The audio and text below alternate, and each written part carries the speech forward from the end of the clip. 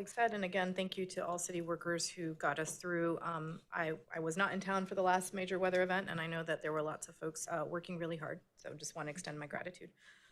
Next up, I have priority items by the city manager.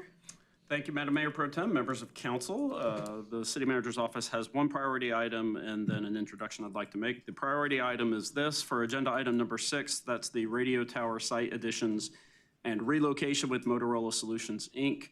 Due to time constraints of the bid proposal for this item, which expires on February 15th, council is being asked to suspend the rules and vote during today's work session to allow the purchase of the radio tower before the bid expires. We do believe that can recognize some cost savings for the city. So we would ask you to, when we go through the agenda, to pull that item for consideration and adoption today. And then with the chair's consent, I would like to invite up a staff person to do an introduction. I'd like to ask our brand new Human Resources Director, Erin Miley, to come forward. We are super excited to have Erin start for the city. Erin has now started and gone through 2 winter weather events. So his first day, we were closed to the public. So he got to see how our HR policies do work and maybe some pain points. But we are super excited to have him, and I'd like for him to just say a few words of introduction so that you can all join me in welcoming him to the city. Thank you. Good afternoon. My name is Erin Miley. I'm the new Human Resources Director. Very, very excited to be here. We are adjusting to the winter weather, as Bo said. I'm coming from LSU Health in New Orleans, so it just landed 2 weeks ago. I've been in HR for 20 years and a leadership capacity for 15.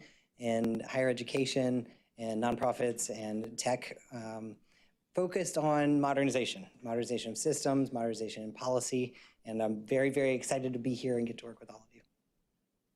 Thank you. Thank you, Erin. And as he takes his seat, that does lead me to make one more recognition. We have been incredibly well served for the last year. I'm going to ask you to stand up, Montique.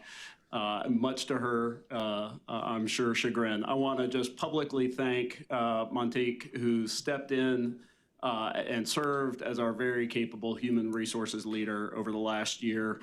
Montique stepped in at a time of great transition for the city, took us through a reorganization, took us through a budget process, and has just provided excellent, stable leadership and great support to me and to DCM Wimbush and to the whole organization. So Montique is returning, I think, gladly to her role as the assistant director in HR. So we are fortunate that she remains on our team, but I wanted to publicly thank her for her tremendous leadership over the last year.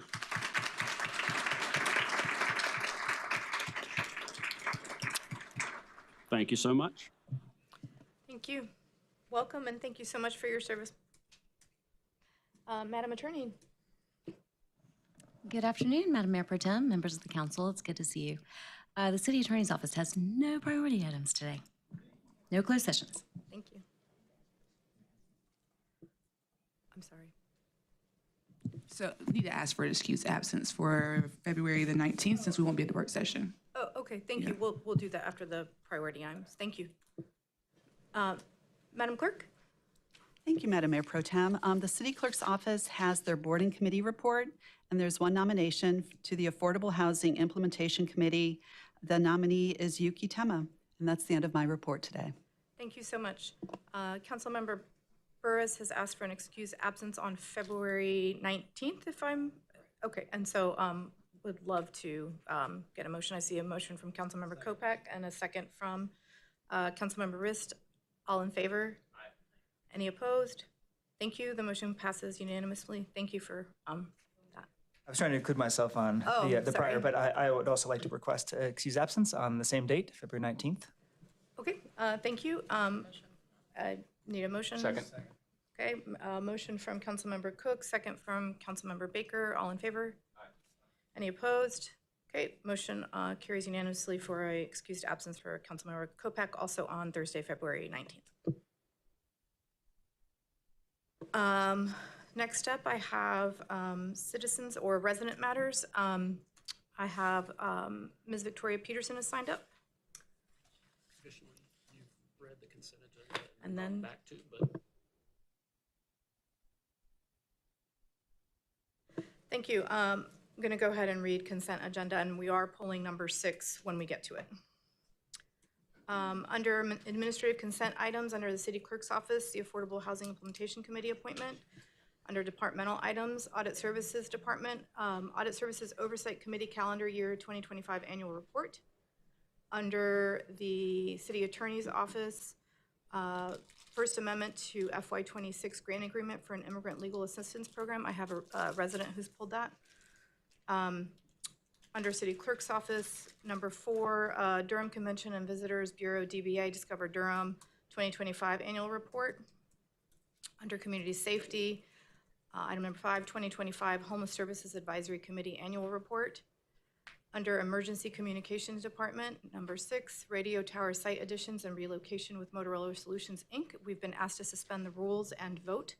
So could I please get a motion to suspend the rules? So moved. Moved by Councilmember Baker, seconded by Councilmember Rist. All in favor? Aye. Any opposed? Okay, motion carries. And now I need a motion to authorize the city manager to negotiate and execute a contract with Motorola Solutions, Inc. to complete the capital improvement project CB 032 in the amount not to exceed $7,716,701.30. So moved. Second. Moved by Councilmember Baker, seconded by Councilmember Cook. All in favor? Aye. Any opposed? Okay, and then the second one is to adopt a budget ordinance amending the FY 2025-2026 City of Durham Budget Ordinance. The same being ordinance number 16555 for the purpose of adding additional funding to the radio tower project CB 032. So moved. Second. Moved by Councilmember Baker, seconded by Councilmember Rist. All in favor? Aye. Any opposed? Okay, thank you. Thank you very much. Absolutely. Under General Services Department, item number 7, Junction Road Paratransit Facility and Face Street Transportation Renovation Professional Design Services. I would like to pull that. Under item 8, condemnation action to obtain 1 temporary construction easement at 3835 Guest Road for the Horton Road Pedestrian Improvement Project. Item number 9, Durham City County Environmental Affairs Board 2025 Annual Report. Item number 10, Durham Convention Center Authority Board 2025 Annual Report. Item number 11, Durham Performing Arts Center Oversight Committee 2025 Annual Report. Item number 12, Durham Cultural Advisory Board 2025 Annual Report. Okay. Under Housing and Neighborhood Services Department, item number 13, Fiscal Year 2025 Housing Appeals Board Annual Report. Item number 14, Human Relations Commission 2025 Annual Report. Item number 15, 2025 Citizen Advisory Committee Annual Report. Under Office of Economic and Workforce Development, item number 16, 2025 Durham Workforce Development Annual Report. Under Planning and Development Department, number 17, 2025 Board of Adjustment Annual Report. Number 18, item number 18, 2025 Durham Open Space and Trails Commission DOST Annual Report.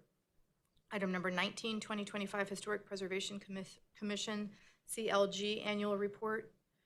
Item number 20, 2025 Durham Planning Commission Annual Report.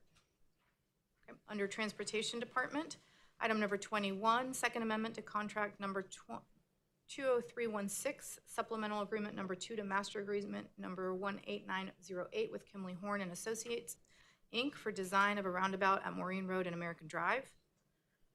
Item number 22, 2025 Bicycle and Pedestrian Advisory Commission Annual Report. Item number 23, Purchase Contract for Go Durham Battery Electric Bus Charging Equipment. Pull that one.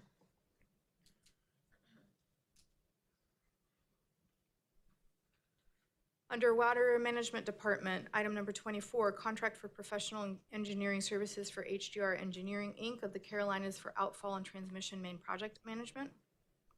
And that is all I have under consent. And then we have a presentation, Planning and Development Department, item number 25, Riparian Buffer Protection Standards presentation that we'll hear at the end. And then under public hearings for Monday night's meeting, under Housing and Neighborhood Services Department, item number 26, public hearing for the development of the FY 2026 to 2027 Annual Action Plan, the AAP. And then under Planning and Development Department, item number 27, Consolidated Annexation, Lee Village Center. And under Citizens Matters today, I also have item number 28, Zach Chakowski, and a few other folks, I think. Maybe I just have one online and then one person. Oh, and I also have an individual signed up under item number 5. A resident pulled that agenda item. Mayor Pro Tem, I know that we had that zoning case delayed last meeting till to this next meeting, right? Do we need to add that and settle it? How does that get on the agenda? How does I'm that work? assuming staff will add that to the agenda. It's not listed under today's, and I reloaded my agenda right before this meeting. Yep, we'll make sure it's added. Okay, so we will have an additional public hearing on, what is it, the 19th? Creekside, yeah. Creekside on February 19th. That's not listed here, but it will be. Thank you for catching that, Councilmember Rose. So I think first up, I have Ms. Peterson here in person under public comment.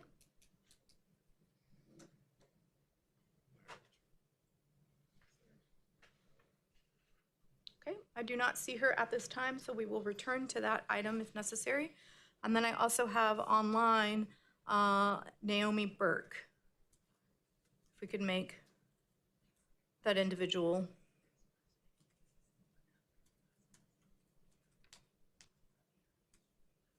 hearable. Hello, good afternoon.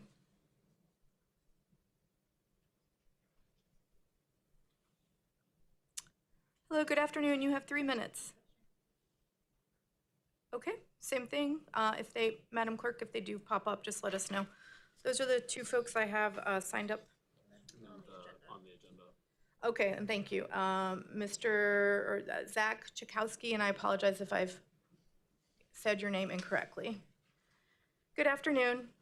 There's a button there, I think, that you'll see that you got it? Okay, good afternoon. Thanks so much for being with us. You have 3 minutes. Good afternoon. Zach Chakowski, 603 Eastway Avenue. Thank y'all so much for giving the opportunity to speak today.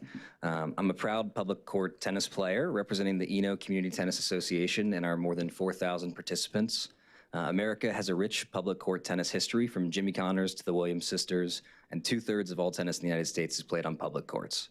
Durham has its own rich tennis history. One of many examples, legends of the game Arthur Ashe and Althea Gibson played down the road at the former Algonquin Club, and that legacy still matters today.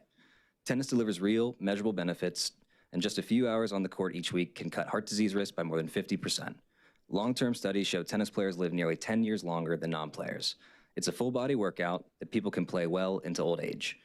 And for young people, tennis is about much more than a racket. It teaches discipline, confidence, and mentorship, qualities that carry into the classroom and beyond.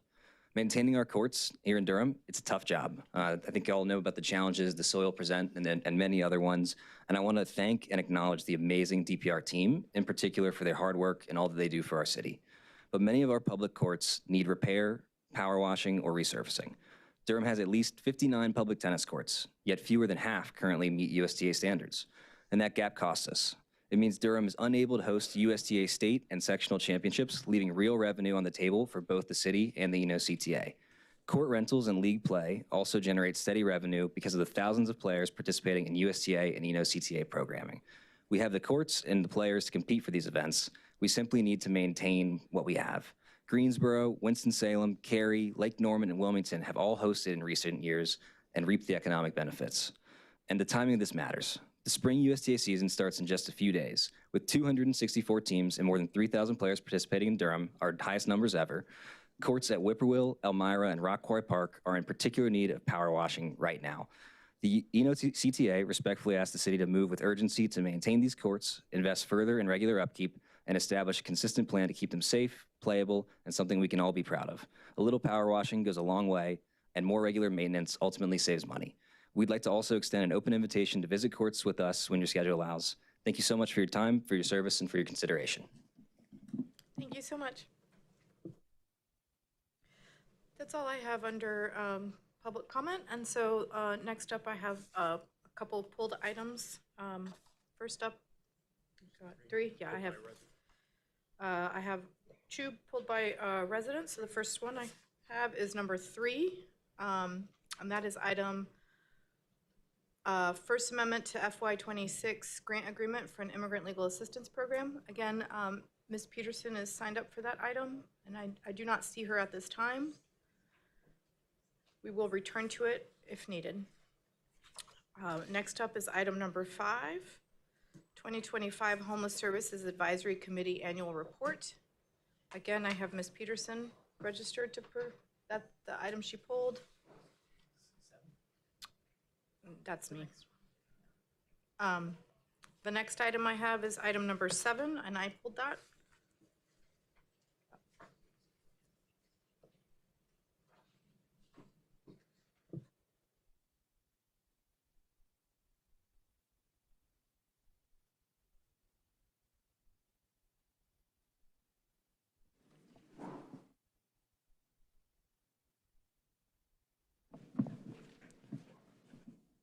Good afternoon, Sean Hayslip, Project Manager with General Services, working with Turner, Townsend, and Erie.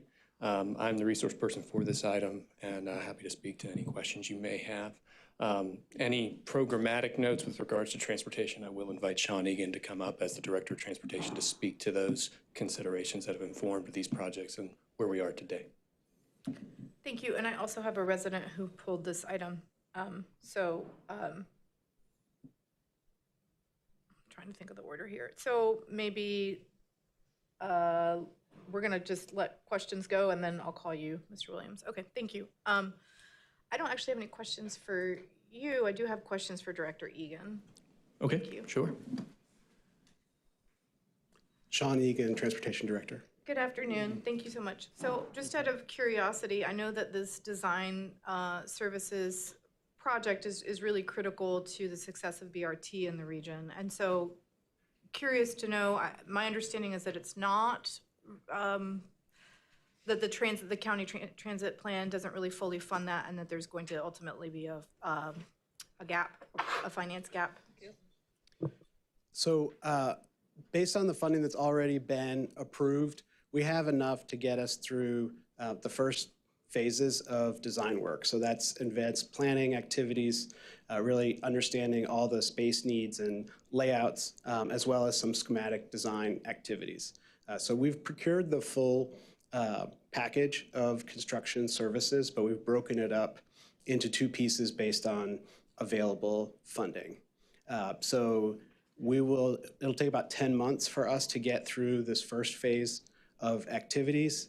In the meantime, we'll continue to work with our partners at Durham County, Triangle West TPO, and Go Triangle. I have the County Transportation Director, Ellen Beckman, here if there are specific questions from Durham County, but I can report that we had a very good discussion with the city and county managers earlier this week, and there was agreement at the staff level to support full funding for all of the design activities. So to get us through 100% design, during the course of that process, we will be getting detailed cost estimates for construction. So we'll have a much clearer picture about what the true construction funding need for this project will be. And we also know from experience with our Durham Station project that when we apply for federal grant funding with a schematic design already completed, it really shows the federal government strong project readiness and it increases the competitiveness of a grant application. So once we have that schematic done at the first phase that's on the agenda today, that will position us to be very competitive for federal grants in addition to funding we'll be seeking. Thank you. Go ahead, Councilmember Rist. Thanks, Mayor Pro Tem. Thanks, Mr. Egan. So just to confirm, so the item before us is, I think, a $2.2 million contract. So that money we have, right? Can you confirm what's the full cost of the full 100% design? So it's going to be about $15 million for all of the pre-construction activities. We have about $5.5 million. We have about $5 million today, so we'll need another 10, about 10.5, to get through all of the pre-construction so that we're ready to award a construction bid. So what we've requested in the FY27 County Transit Work Program is an additional $10.5 million so that we'll be fully funding all those pre-construction activities. It's design, but also other services, yeah. And that was the subject of the conversation with the county and city manager? Correct. Great, thank you. Thank you. And we'll see as we move forward, we'll continue to see as we progress in front of council. Okay. Yes, so if we are able to secure the funding in the FY27 county work program, that would set us up to come back in the fall of 2026 with an amendment to the contract that's before you today. And then that amendment would include those 100% design services.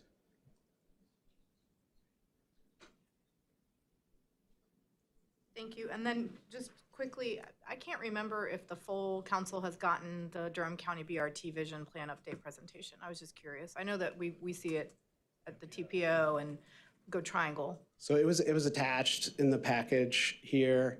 The county staff has offered to provide that presentation. If you think it would be of interest, we can work to get that scheduled. I know the mayor sees it on the Go Triangle board. Yeah. You and Councilmember Riss see it at the TPO. Thank you. Just out of curiosity, would colleagues be interested in getting that update from county staff? Would it be helpful? For those of you, yeah, okay. So I think that would be really helpful for those of us, if you're not on the TPO or on Go Triangle, you're not often as aware of what's happening in the transit world. And so I think it would be great for all 7 of us to see what's happening. So that's a request. Thank you. Appreciate. Oh, and then go ahead, Councilmember Rist. Thank you. Just one thing, I know we're talking about the logistics and money, but just say like, this is really important work. So thank you for bringing this forward. Thanks to the county for being a partner with this. This is critical as we think about expanding our ferry buses, but also BRT. So appreciate that. Thank you. And then Mr. Williams, you did sign up for comment on this. Thank you, Director Egan. Howdy, y'all. Gregory Williams, resident and representative of the community organization Bike Durham. Good afternoon. Thank you so much, Madam Clerk. Could you put 3 minutes on the, thank you. Thank you for being with us. You have 3 minutes. Okay. We are in full support of the funding for this project. It's no secret that we are fully supportive of increases to both service and reliability with Go Durham. I attended the Go Durham every other monthly meeting yesterday and listened to Director Egan talk about the new completely electric buses that are being added to the fleet. And as we prepare for increased reliability, especially as we saw with these recent weather events, as we prepare for the BRT and the improvements that are coming to our bus infrastructure, even as small or as big as the redesign for Roxborough and Mangum, and what that might do to the transit routes that depend on those corridors. Having the facilities to maintain our bus infrastructure is huge, and so we would really urge the City Council to support the funding for that. Thank you. Thank you so much. Thank you for being here with us. The next pulled item I have is item number 23, and I think Councilmember Cook pulled that.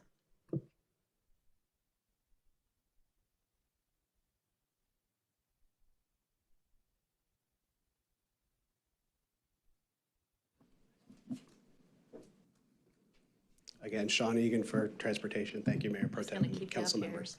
I should have stayed up. I thought there was one in between.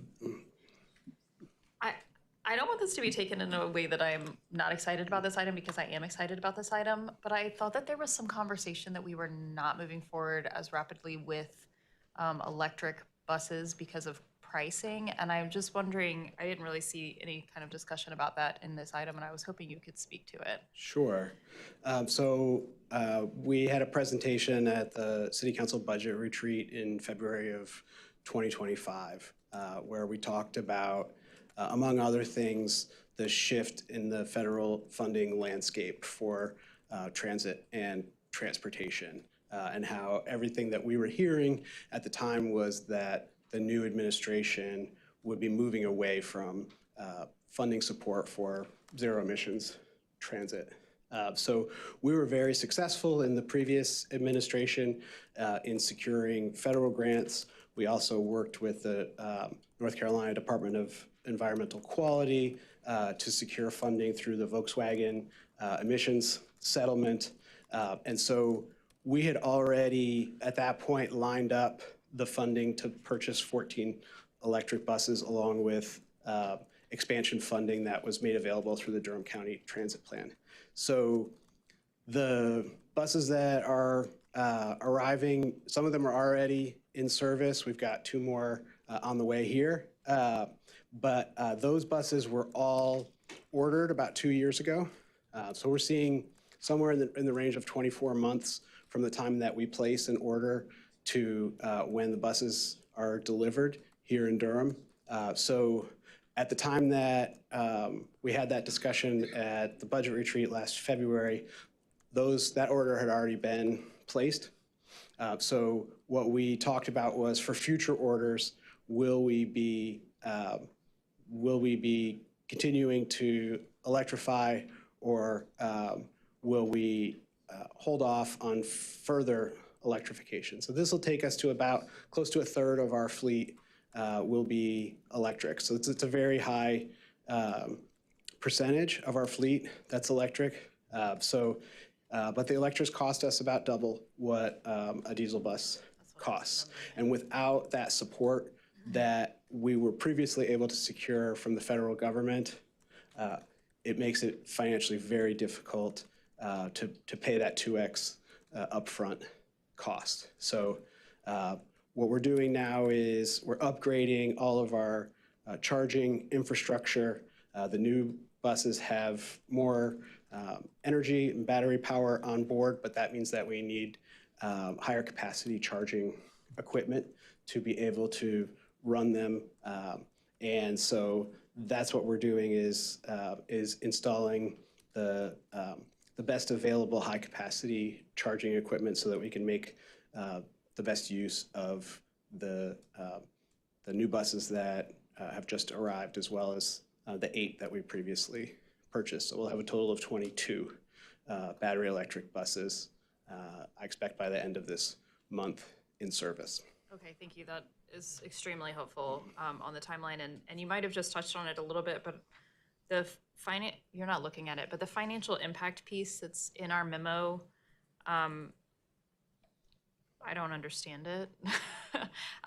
It's got federal, city, total, and then it's broken down by objectives and projects, I would imagine, and ORG, which I think is org. Yeah, or code, yeah. Code, okay.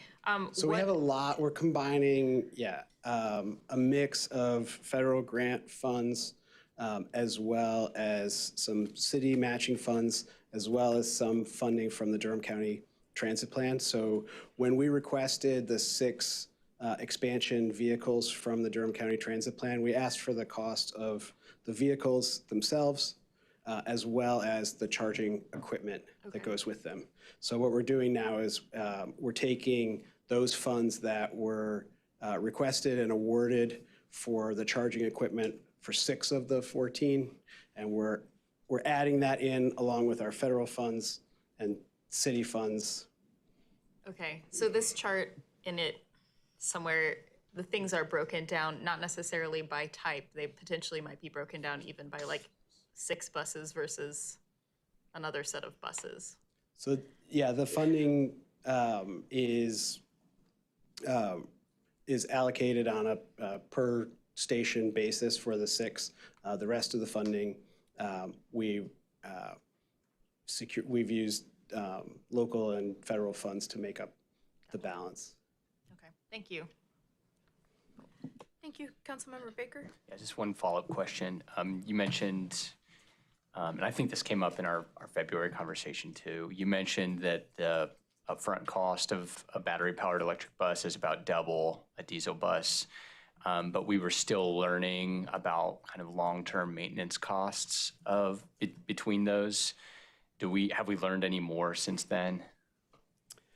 We've definitely seen lower maintenance costs per mile for the electric buses than we've seen for the diesel or certainly the hybrid buses in our fleet. The hybrid buses have the highest maintenance costs. Keeping the 2 different propulsion systems going proves you double your chances of something failing. And so we've had a lot of challenges keeping the hybrid buses in service. So we're in the process of phasing those out and we'll be, but the lowest cost that we're seeing overall is for the battery electric buses. We had a good meeting with our contractor earlier this week and we talked about this issue. So one of the examples that we talked through was every 6,000 miles, we have to do a preventive maintenance inspection. So typically that would involve things like oil changes and oil filters.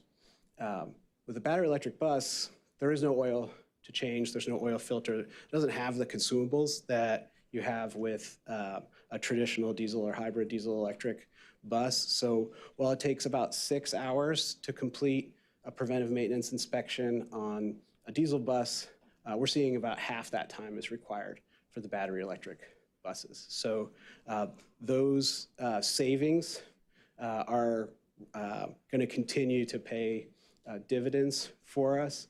I would say the big question is, traditionally we do major repower campaigns about every 5 years on the diesel buses, where we replace the engine and transmission. So when we hit the 5-year mark or 6 or 7 year mark, will there need to be a corresponding major capital investment in the battery electric buses? The technology has been evolving, so it remains to be seen. But what we are seeing are significant savings in that maintenance cost per mile, and we can get through more of those preventive maintenance inspections more quickly and get those buses out of the shop and back out on the road.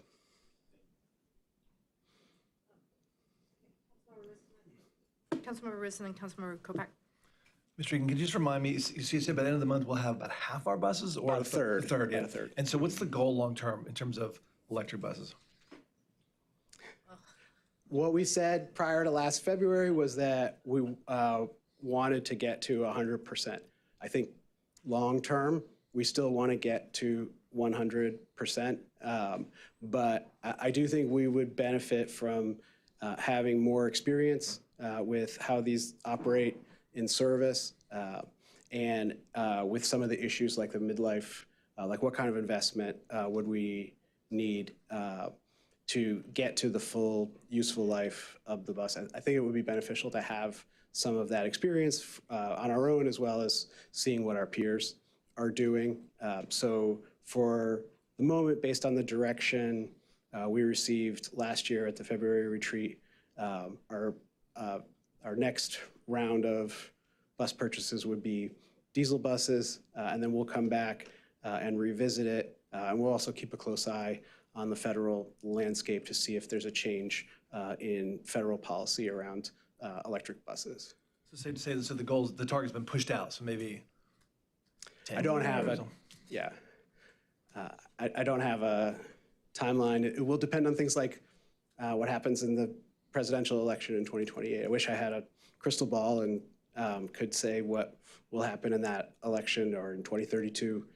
But those factors and that federal policy is going to be a critical factor in how long it'll take us to reach that 100% goal. Okay, thanks. I look forward to continuing the conversation, so I appreciate it. Thank you. Councilmember Kopak. Yes, thank you, Mayor Pro Tem. Thank you, Director Egan. I'm curious, too, if you've done modeling around the per mile fuel costs and potential savings there of electric versus diesel?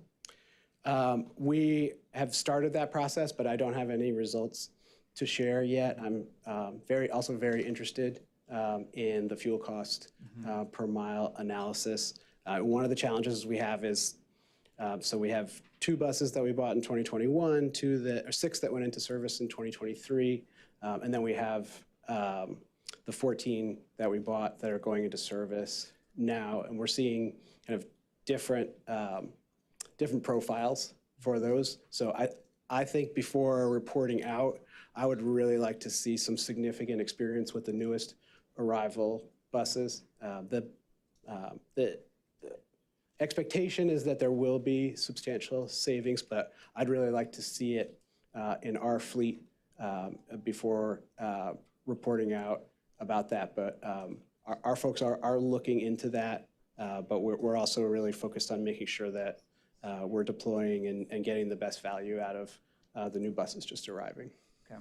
Yeah, and I appreciate the local analysis. I think that will give us really good data based on the actual buses that we have. I think we can also look to other communities too, and I'm sure that was something you took into account when pursuing this path in the first place. Yeah, we actually are part of what's called the Zero Emissions Bus Resource Alliance.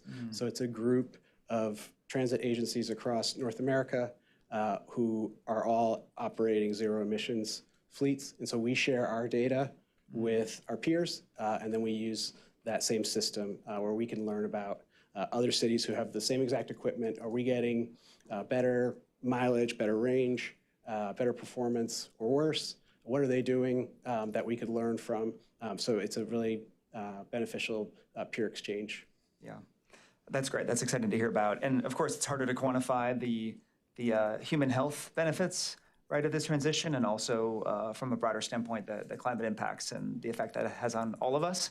And I actually just yesterday finished reading Bill McKibben's Here Comes the Sun, and it's just a reminder that, you know, the solutions we need are already available. And of course, I understand we have to make decisions and looking at that stacking of resources from the local, state, and federal level. And I want just to commend you and your team and DCM Probst and her team and others for the work you've done to make sure we've taken advantage of the resources that are there, because I know that that is work to do that. And so I'm really proud that we've gotten to this 33% so far, and excited and hopeful about what we can do in the future, understanding that, you know, we do face some headwinds on it right now. So thank you. Thank you. Anyone else? Okay, thank you so much.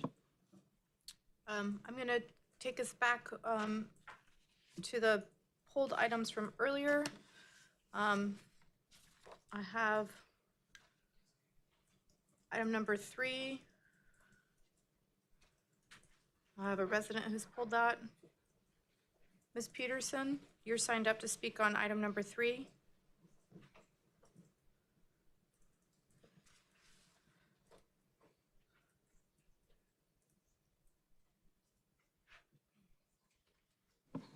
Okay, thank you. Welcome, you have 3 minutes. I hope everyone is doing well. I would like to just ask the person who's in charge of this grant, are they here? I was hoping that they were going to be doing a presentation about how these dollars are being spent. Also, are you adding $200 and some thousand to the grant, or have you already spent $450,000 of the grant? When you use the word immigration, which I'm sure we all know that we're having some issues around the country about immigrants, but here in this city, I'm hoping that these dollars are being used for persons who are legally allowed to be here, but because of their green card or something happened, that their immigration papers are being challenged. I hope these are the persons that we're going to be working with, like the Somalians, Uganda, South Africa. We have a lot of folks in this community who are from different countries. The light is really bothering my eyes real bad, excuse me. So the $450,000, are those dollars, have they all been used already? And you want to add an additional $200,000? This is not clear. I don't think that this should go forward until we get some definite answers. Who have they been working with? Who have they been helping? My understanding, North Carolina Central, and I don't want to get anybody in trouble, but that's the name of the law school that my understanding is involved with this grant. If that is true, then Central, the law school, should have been mentioned in this grant, and it's not. Also, is this a federal grant? Are these state dollars that's coming down? So we need to get some clarity on these dollars here. Who exactly is this organization or this individual? Who are they working with? It is North Carolina Central Law School. Are they involved with working with the immigrants? And I'm hoping, if you want to put a stop, I'm hoping that the person is here that can answer this, because I'm asking the city not to send this forward until these questions are answered. And what is the exact dollar amount that is still available on this grant? And I don't want to repeat myself. Are these federal funds that we're speaking about? Thank Or you, these Ms. local city tax dollars? Thank you, Ms. Peterson. I And know thank you. Attorney Hernandez is here. Ma'am, I can. Who's here? Attorney Hernandez is here. Thank you, Ms. Peterson. Okay. So they're going to speak? You can take a seat, ma'am. Okay. Thank you. Good afternoon, Attorney Hernandez with the City Attorney's Office. Would you like me to address the? Sure. Sure. Okay, so these are city dollars.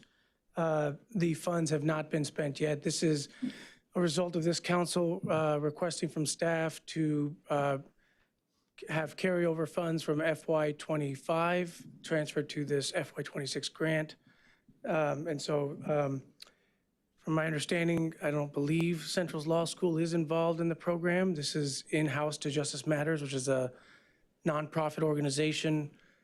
And again, they're city dollars. And I can't remember all the questions, but I believe the other one was who it serves. I believe this is for immigrant legal defense and assistance for those in removal proceedings.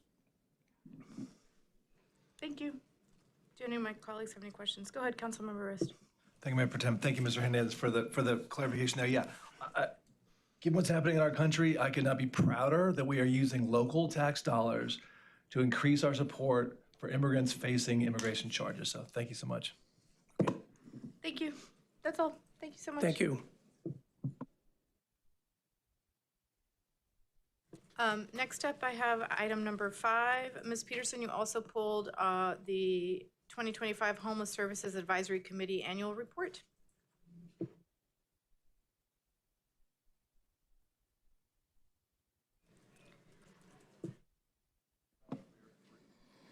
Thank you. Good afternoon. You have 3 minutes. Thank you. Another, I thought here, when you use the word report, somebody's supposed to come in and give a report.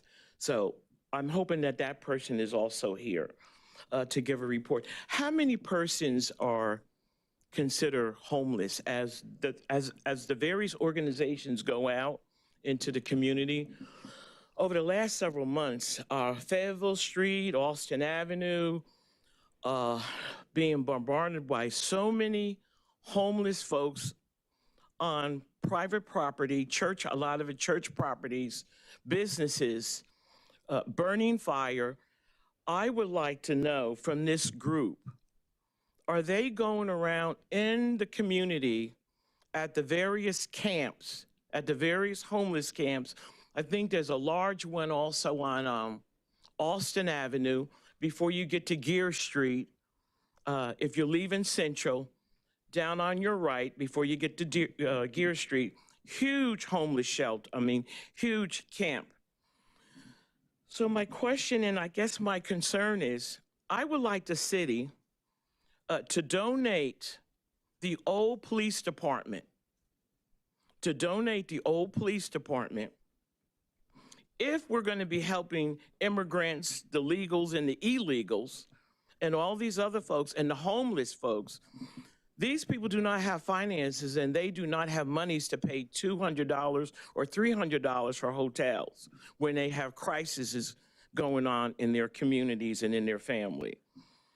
I would like to really hear a report, a written report, and I would like to see the report that the other gentleman has about how many people in Durham are considered homeless and how many of them are living on the streets and how many camps, homeless camps, are in Durham.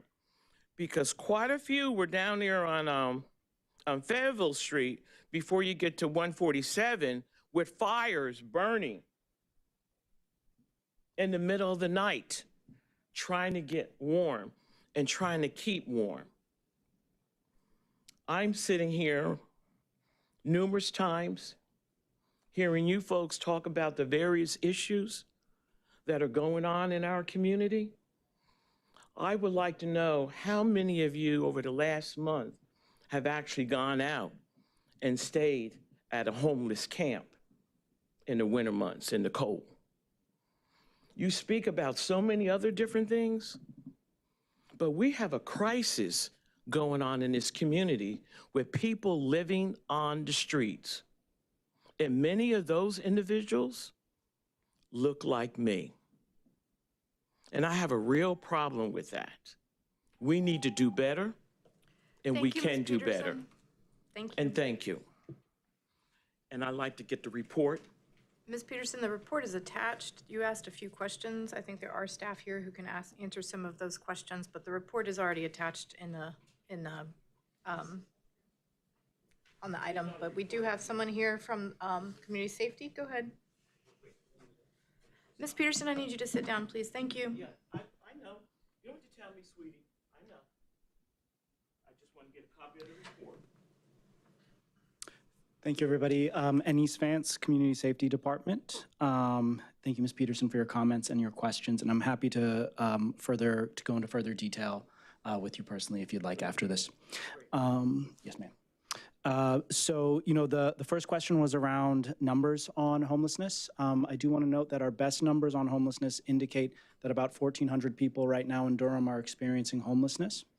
That number includes about 650 households that are unsheltered, experiencing unsheltered homelessness.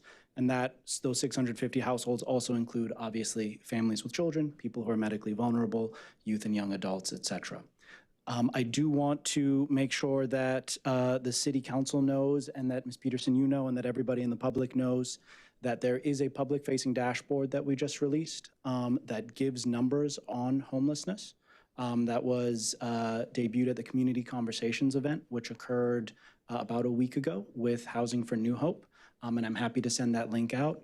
That dashboard includes breakdowns by subpopulation so that folks can see that. It also includes trends over time. One particularly important chart that it includes, and that I would ask everybody to pay attention to, is at the bottom, there's a chart of inflow versus outflow. So this is the number of people that are coming into homelessness every month and the number of people that are exiting homelessness every month.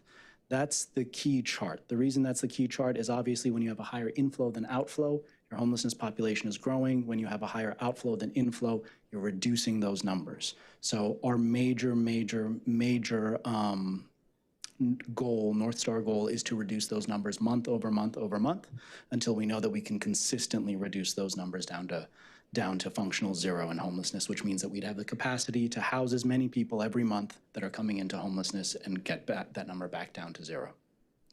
So that's on the data end. I will note that our data strategy includes now pulling data from our homeless management information system, and that is the system that all of our homelessness providers use every day. And so those are the most accurate, up-to-date numbers that we can possibly have. And that's a core part of our strategy, making sure that the data is solid. And we're continuing to iterate on that, continuing to refine our practices there to make sure our quality there is correct. In addition to the report that was part of this particular City Council meeting, there are also several learning reports that came out in HSAC, the Home Services Advisory Committee, and obviously that's a public committee. So those reports are public. There are learning reports on the point-in-time count, on service delivery, on data generally, and on any number of other matters, including housing inventory, et cetera, that is available to the homelessness system. There were also questions around our engagement with people who are experiencing homelessness. The Community Safety Department operates a street outreach team. That team works directly with people who are experiencing unsheltered homelessness. We have worked at this point over the last 6 or 7 months, and I can look up the exact numbers for folks. I'm sorry that I don't have them in front of me, but between 150 and 200 people who are experiencing homelessness, and have been able to place about 15 to 20 of those folks into some form of housing. I would like to note that there are also other teams that are reaching out directly to people who are experiencing homelessness, including Veteran Services and Unite, which is a street medicine program. And so there is an outreach effort. Those programs are in close touch. And so there is a level of coordination that's occurring there where for folks who are medically vulnerable, it's often street medicine that takes those folks. For folks who are veterans, it's often Veteran Services who are channeling those folks too. The final thing I want to note is that, over the last, and I'm not going to spend much time on this because, You all received a debrief on it last week, I believe. But the winter efforts that occurred over the 2 storms to make sure that we got as many people inside as we possibly could. At final count, we were able to get more than 200 people inside who otherwise would not have been despite those efforts. Oh, excuse me, without those efforts. Forgive me, I'm a little tired. It's been a long few weeks. And so we feel really proud of that. And I also want to name that many of the partners that I just named here, plus many more, contributed to that.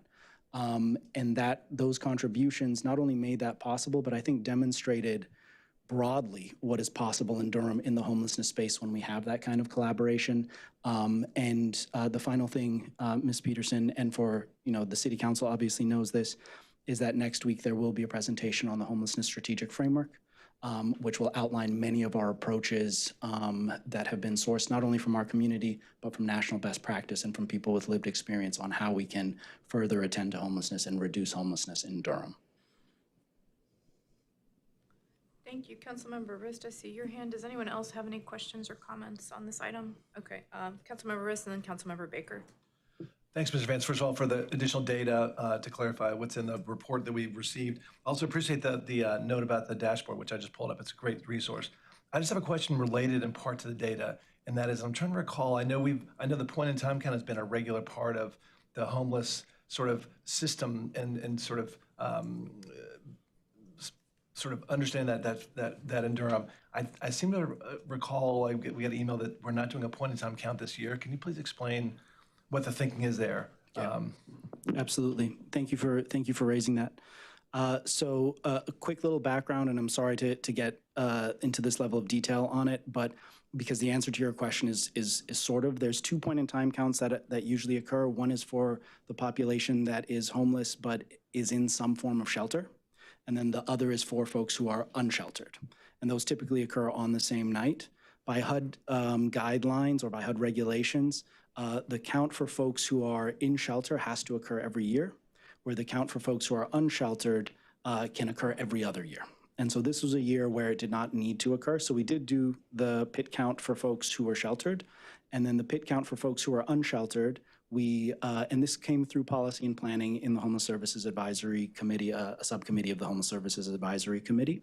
The choice was made to not do the unsheltered count and use this opportunity as a moment in which we can think really deeply together around our data strategy and around our community engagement.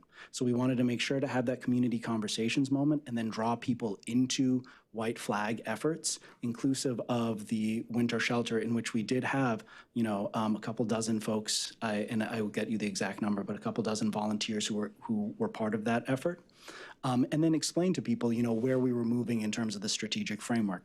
We also wanted to make sure to lift up some of these new numbers. The PIT count lays an incredible foundation for us and shows trend over time really well. Housing for New Hope has just done such an exceptional job in holding that down.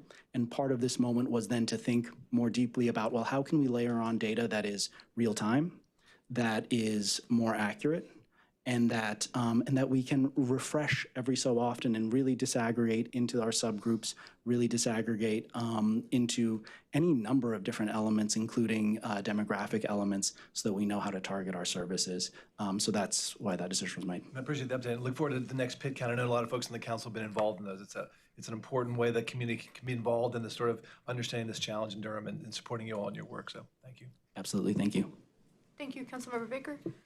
Just want to say thank you. This is an issue that I know that this council has cared very deeply about. There are a lot of individuals and organizations in our community that have put in really hard work for a very long time. And I also know that at this point last year, there was a feeling that someone needed to step up and provide some additional leadership and coordination between all the different people that do so much work every single day. And I think that call to lay a stronger foundation for better work in this area has happened and is moving forward.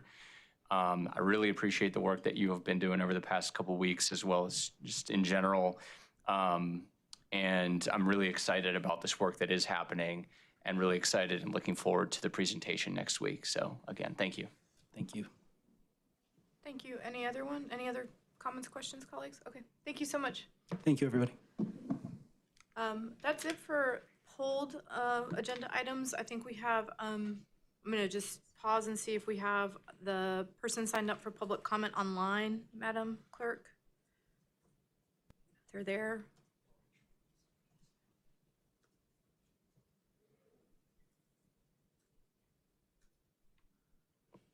Madam Pro Tem, they're not responding. Okay, thank you. And then I have Ms. Peterson again signed up for just general public comment. And after she's done, then we'll move to our presentation.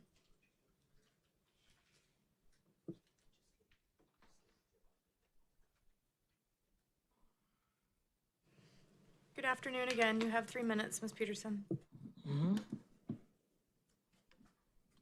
I just had you signed up as for general public comment. Well, I want to piggyback a little bit on what happened the other day about the police dollars that they were asking for their technology that was sort of put back on the back burner, and I want to just talk a little bit about that.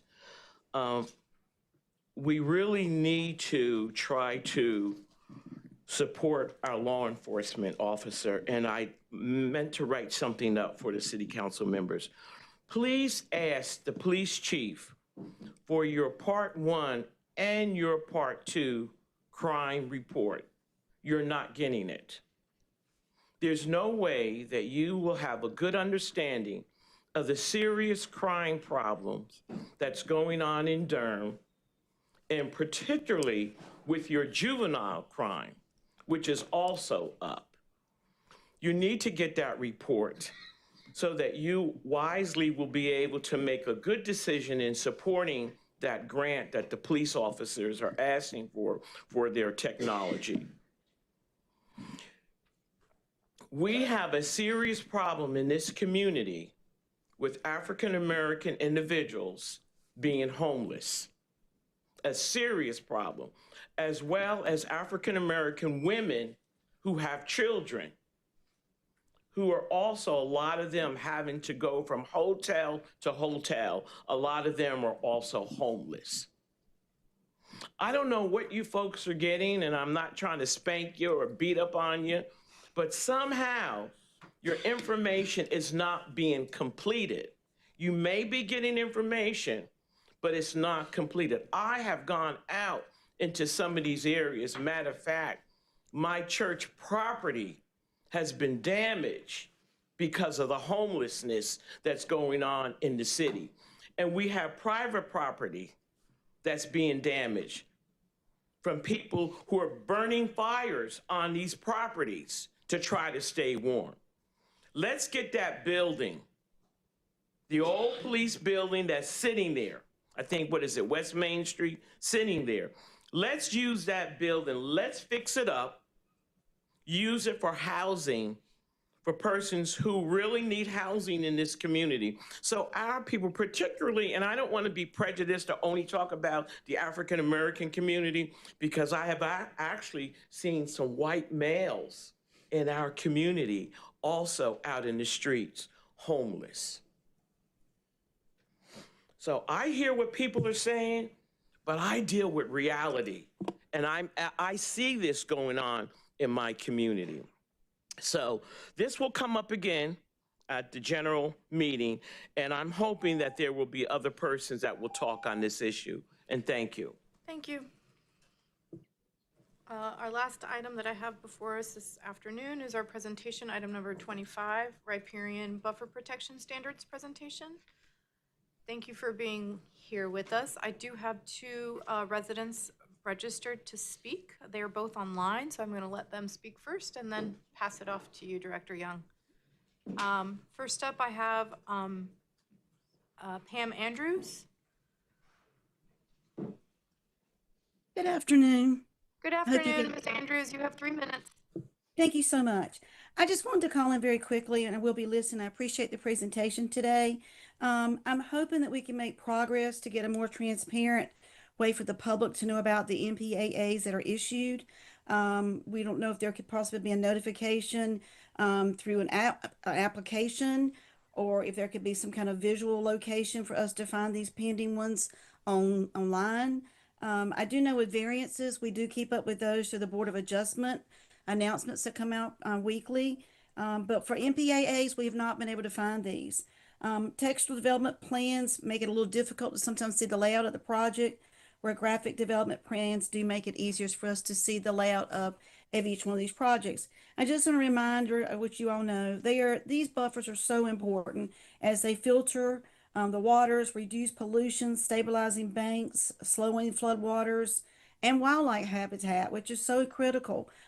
We all know we've spoken many times about the conditions of Lick Creek, and so we definitely want to stay abreast of these. And again, I look forward to the presentation. Thank you so much. Thank you. Madam Clerk, the next person I have registered is Donna Steinbach. Thank you, Ms. Steinbach. Can you hear us?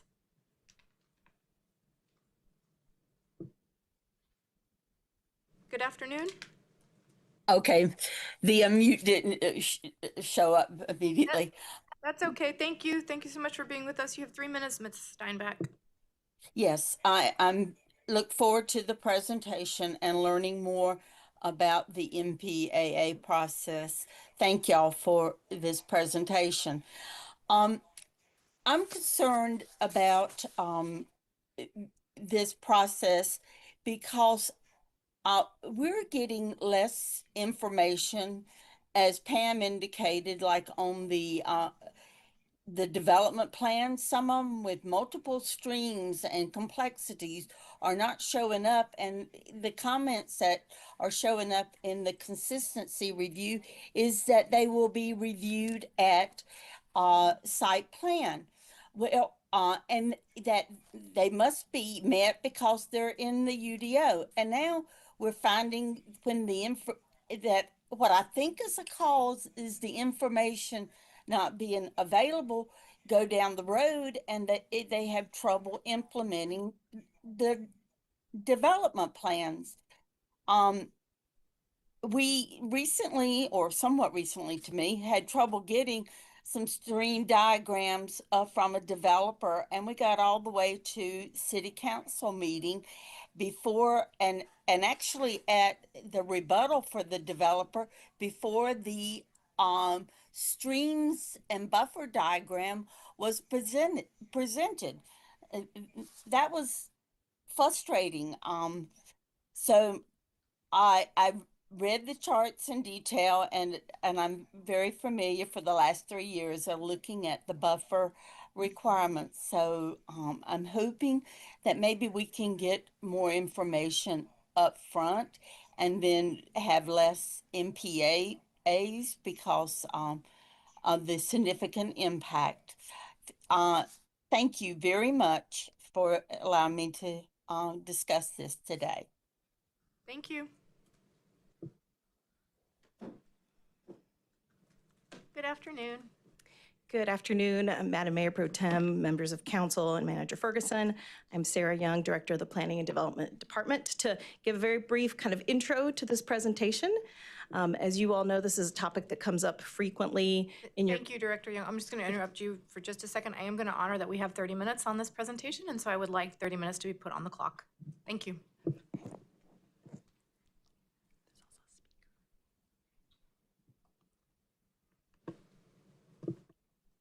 Thank you, Director Young. They're going to have to wait. All right, so this is a topic that you all know you hear a lot about during your consideration of rezoning cases. And at a recent meeting not too long ago, there were some clarifying questions that were asked, which kind of tripped staff's mind to thinking that it might be helpful for you all and for the public to hear a little bit more about how these stream buffer regulations work, what's allowed, what's not, the process that folks have to go through. And so that is the purpose of today's presentation. It is informational only. There is no request for any particular action on you all's part. And so with that, I will turn it over for our presentation.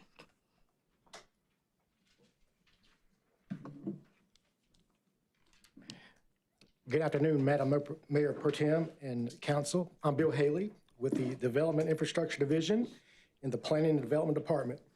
I'll be presenting the riparian buffer information for today's work session.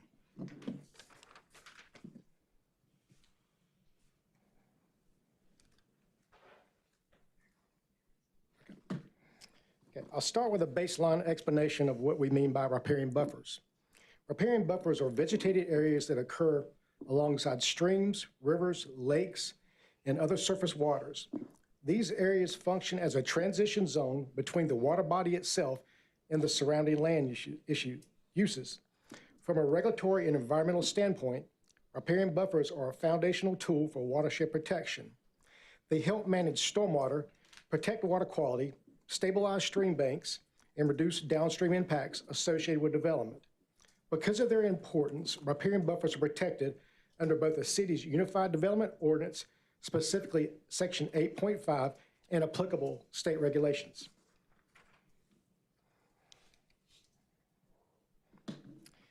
The reason riparian buffers are protected is because they provide multiple overlapping public benefits. First, they play a critical role in protecting water quality by filtering pollutants and sediments before they reach streams and other surface waters. They also stabilize stream banks, which reduce erosion and limits the amount of sediment carried downstream.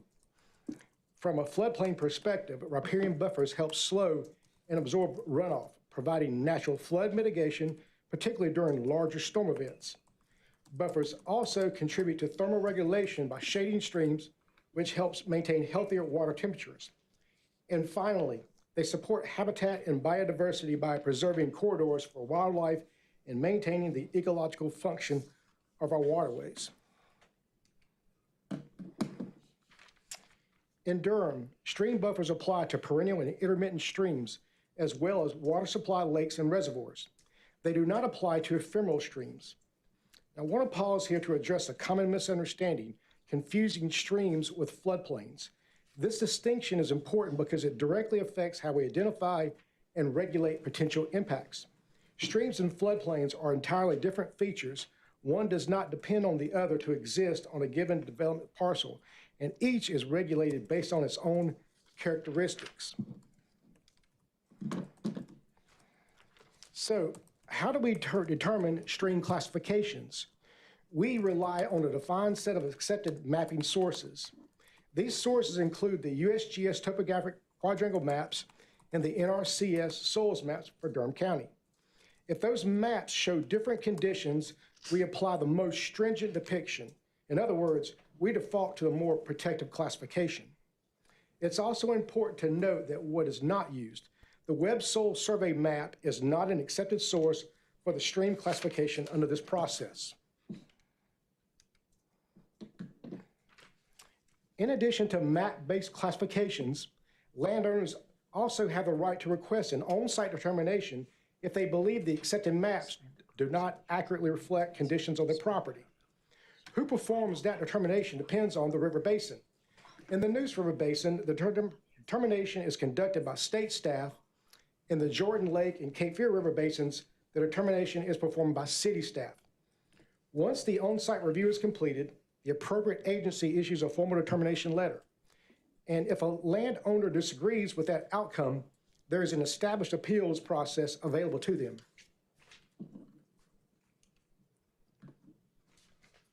When an on-site determination is conducted, staff use the state-approved North Carolina Stream Identification Form and accompanying manual. That process relies on a standardized scoring system based on the presence or absence of 26 specific field indicators, things like physical characteristics, hydrology, and biological features. Each indicator contributes to an overall score, which determines the stream classification. A score of 0 to 18 points indicates an ephemeral stream. 19 to 20 points indicates an intermittent stream, and a score of 30 points or more indicates a perennial stream.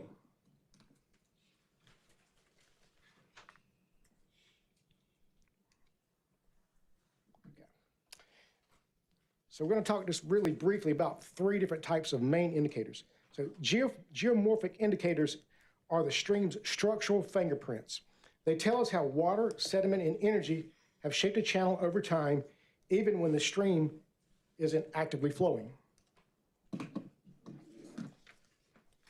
Hydraulic indicators help us understand how frequently water moves through a channel, how long those flows last, and how consistent they are from year to year.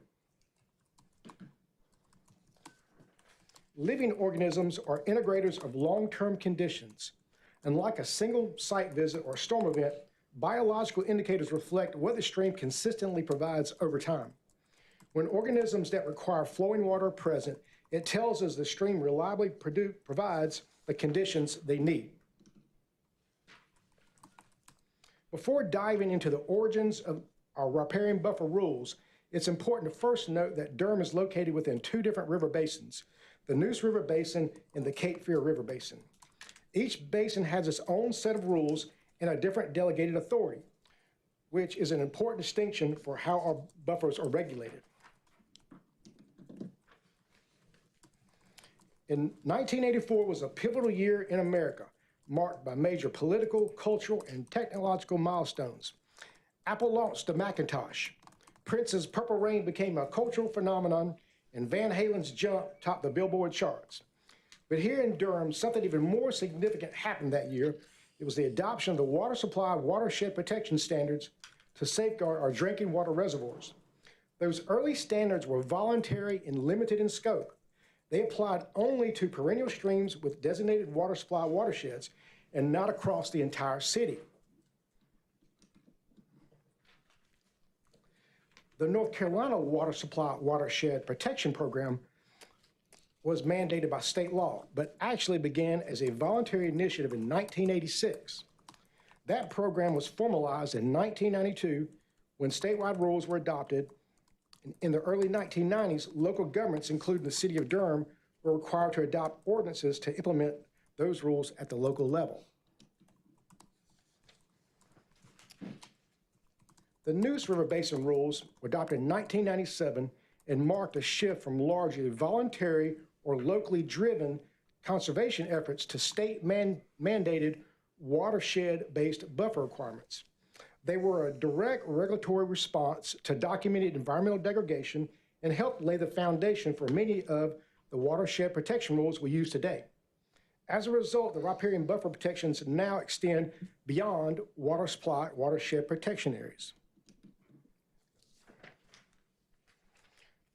For the Jordan Lake Basin, Durham adopted broader riparian buffer standards in 2008 for areas draining to Jordan Lake.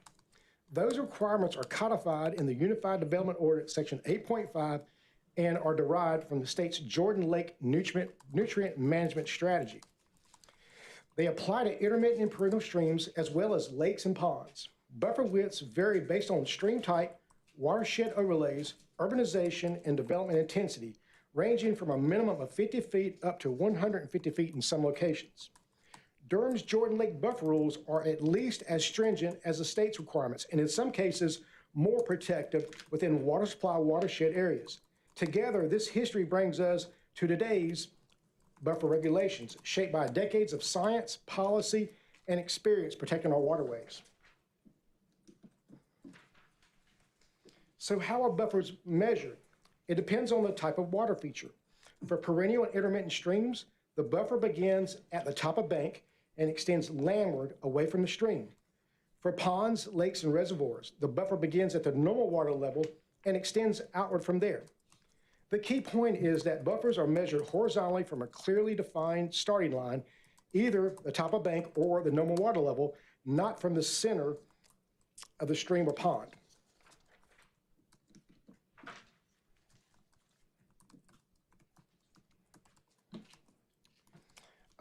I also want to note that the Neuse and Cape Fear basins are not unique. Several other river basins across North Carolina have implemented riparian buffer rules as well. While these programs generally share the same overarching goal, protecting and preserving water quality and riparian functions, they differ in how they are implemented and who has regulatory authority. They also vary where the rules apply, including which streams or waters are covered and how those features are identified. This table, including the remaining portion on the next slide, provides a high-level comparison to show how Durham's buffer regulations fit within the broader statewide framework.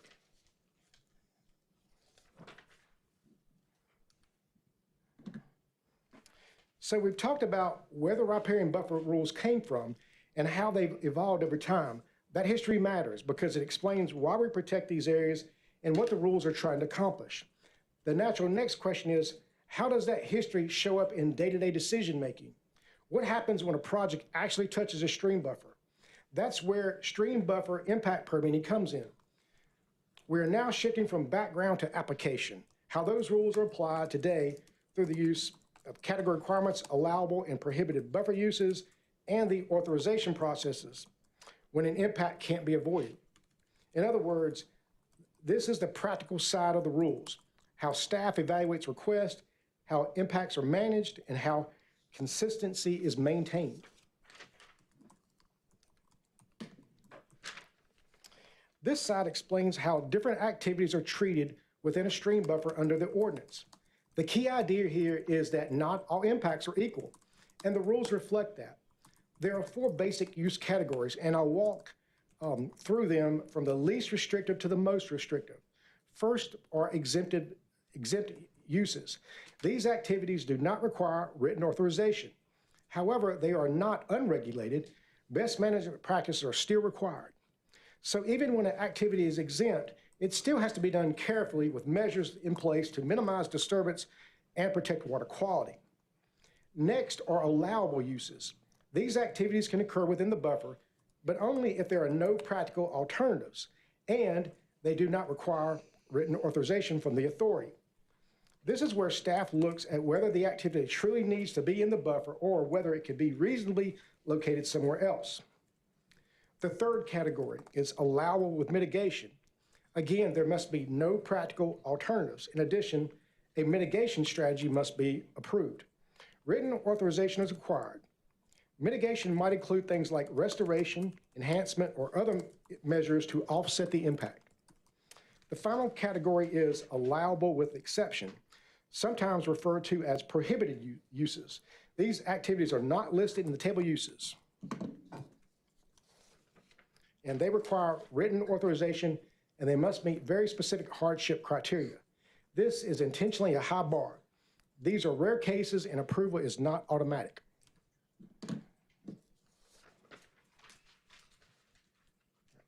This slide demonstrates the similarities and slight differences in the use categories between the Neuse River Basin and the Jordan Lake Cape Fear River Basin. Overall, both basins provide a tiered system. Low impact activities move forward with safeguards. Higher impact activities face more scrutiny, and the most disruptive uses require clear justification. In essence, they provide flexibility when appropriate while still keeping strong protections in place for our streams.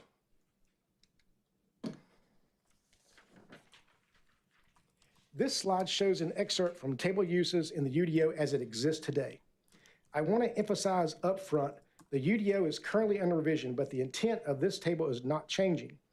The structure and purpose will remain the same. The table of uses is where the ordinance gets very specific.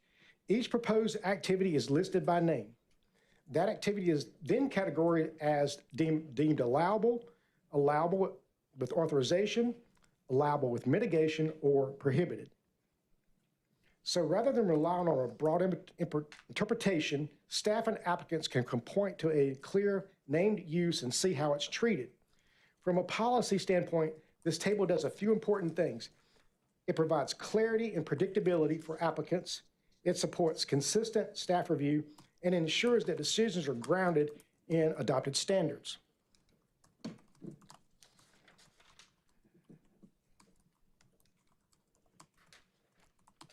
This slide gives a practical snapshot of common buffer uses under the ordinance.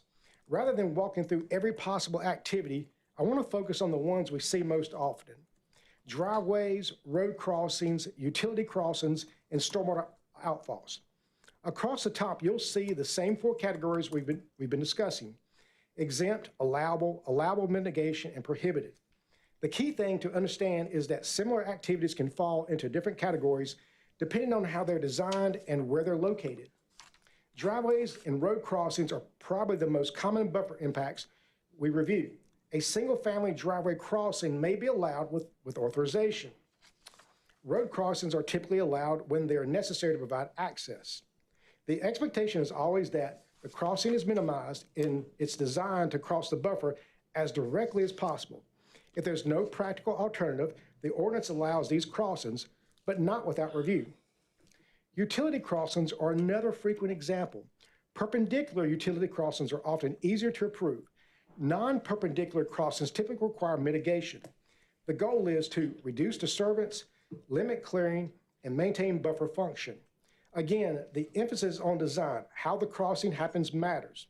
Stormwater outfalls are also common. New outfalls are generally allowable with authorization. They must be designated to control erosion, protect a stream channel, and maintain water quality. These are often unavoidable, but they're closely reviewed to make sure the impact is as limited as much as possible.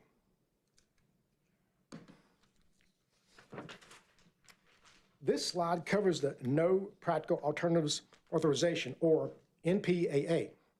This is the single most important part of the buffer authorization process. So I want to slow down here for a moment. At its core, the NPAA is the test that answers one key question. Could this project reasonably avoid or further minimize impacts to the buffer? An NPAA is not automatic, and it's not a shortcut. It's the point where ordinance requires applicants to prove they're truly doing everything they can. To receive an NPAA, the applicant has to clearly demonstrate three things. They must show that a project's purpose cannot practically be accomplished in a way that would further reduce disturbance, better protect aquatic life and habitat, or improve water quality. They must also show that the project cannot reasonably be reduced in size or density, or redesigned or reconfigured in a way that would lessen buffer impacts. And finally, they must commit to using best management practices, or BMPs, to minimize disturbance and protect the stream where impacts are unavoidable. These determinations are reviewed by state staff or Durham staff, depending on jurisdiction, to confirm that the criteria are met. This is a technical, evidence-based review, not a policy judgment call.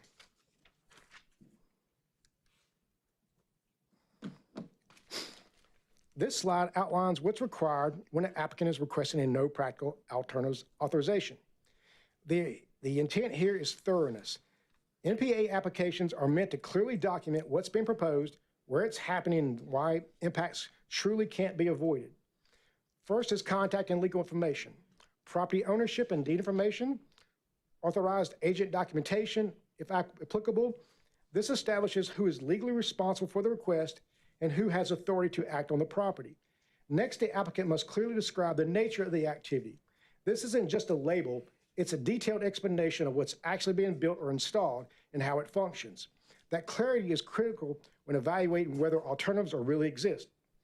They also must identify where the activity is located, including the watershed and the jurisdiction. That helps determine which buffer rules apply and who has review authority. A major component of the application is mapping and exhibits. The map must be legible and detailed. It must show property boundaries, buffer boundaries, the exact location and dimensions of any proposed disturbance. This allows reviewers to clearly see the relationship between the project and the stream buffer.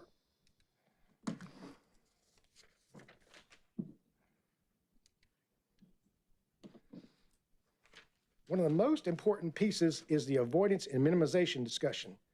The applicant must explain why the activity cannot be practically accomplished, reduced, relocated, or resigned in a way that would further protect the buffer. This is where the no practical alternatives and standard is directly tested. The application must also include plans for best management practices. These are measures that will be used to control erosion, protect water quality, and reduce impacts during and after construction. And finally, if the use is classified as allowable with mitigation, the applicant must submit a mitigation proposal consistent with UDO section 8.5.11. That ensures impacts are offset in a measurable and enforceable way. This slide highlights what staff looks for first when reviewing a no practical alternatives authorization. Before we even get into design or mitigation, there are a few foundation items that must be clear and correct. Most importantly, all surface waters subject to buffer regulations must be clearly shown on the site plan. That includes intermittent streams, perennial streams, and any other regulated surface water. If a stream isn't shown, it can't be properly protected. So this is always the starting point. Second, we need to see where streams begin and end, how they're aligned on the site. Stream origins and terminations must be clearly labeled. Existing stream alignments must match the top of bank locations shown on the plan. This ensures that the buffer is being measured from the correct location. For the purpose of time, we'll omit details on the remaining items as they have been previously discussed.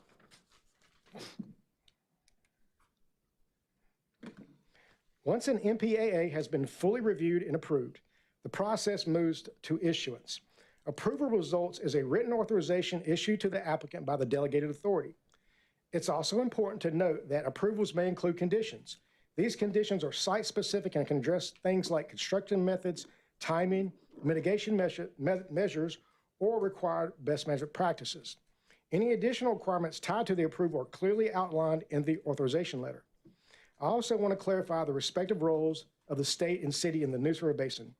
Durham is not authorized by NCDEQ to issue state riparian buffer authorizations within the Neuse River Basin. In those cases, buffer authorizations, including NPAA approvals, are handled by the state, not the city. There is, however, an important distinction to note. In the Neuse Basin, the state's buffer rules apply to the first 50 feet of the stream. NCDEQ reviews and approves impacts within that 0 to 50-foot area. Durham's role is limited to Zone 3, which is the 50 to 100-foot buffer established under the city's Unified Development Ordinance. Zone 3 is reviewed locally by the city, but it is a local standard and not a state standard. In short, the state reviews impacts within 0 to 50 feet in the Neuse, and the city reviews only the 50 to 100-foot buffer zone, which is Zone 3.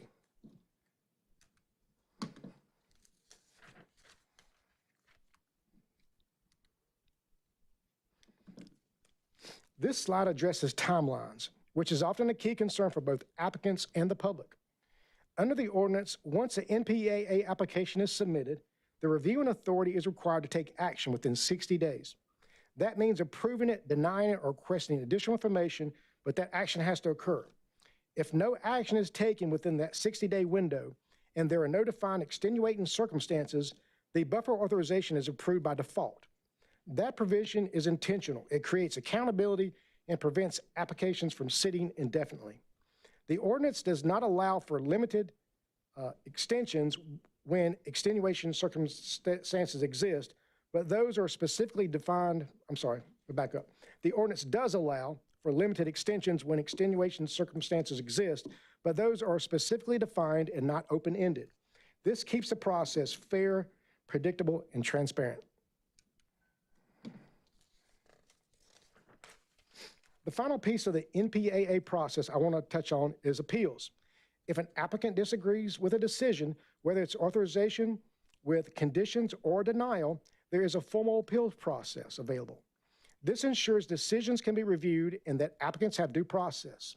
Appeals must be filed within 60 days of the decision. That time frame is firm and helps keep the processes moving and decisions final. The requirements for filing an appeal are not set locally. They're established under Chapter 150B of the North Carolina General Statutes and Title 26 of the North Carolina Administrative Code. So appeals follow a state-level administrative process, not a discretionary local one. For uses categorized as allowable with mitigation and those prohibited yet receive an approved variance, mitigation will be required.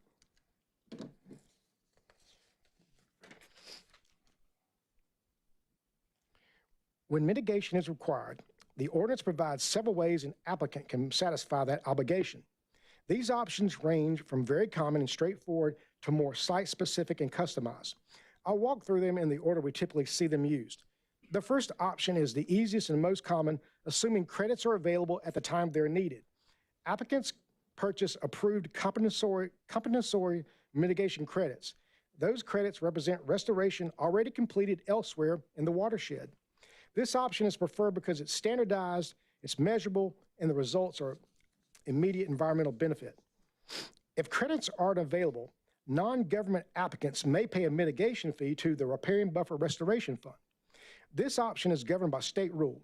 It's only available when mitigation bank credits can't be obtained. Those funds are then used for buffer restoration projects elsewhere. Another option is the donation of real property. This typically involves land with conservation value that can be permanently protected and managed. Applicants may also restore or enhance a previously disturbed or non-forested riparian buffer. This can include planting, stabilization, or other improvements that restore buffer function.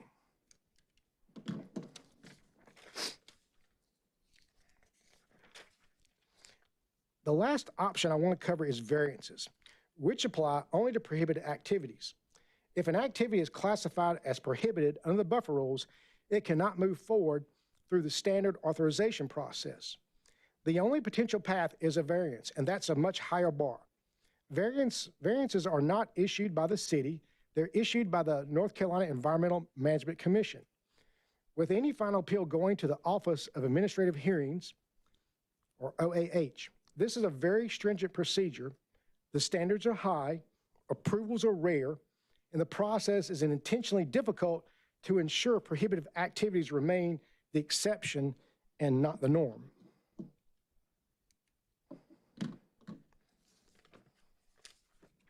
That concludes this presentation.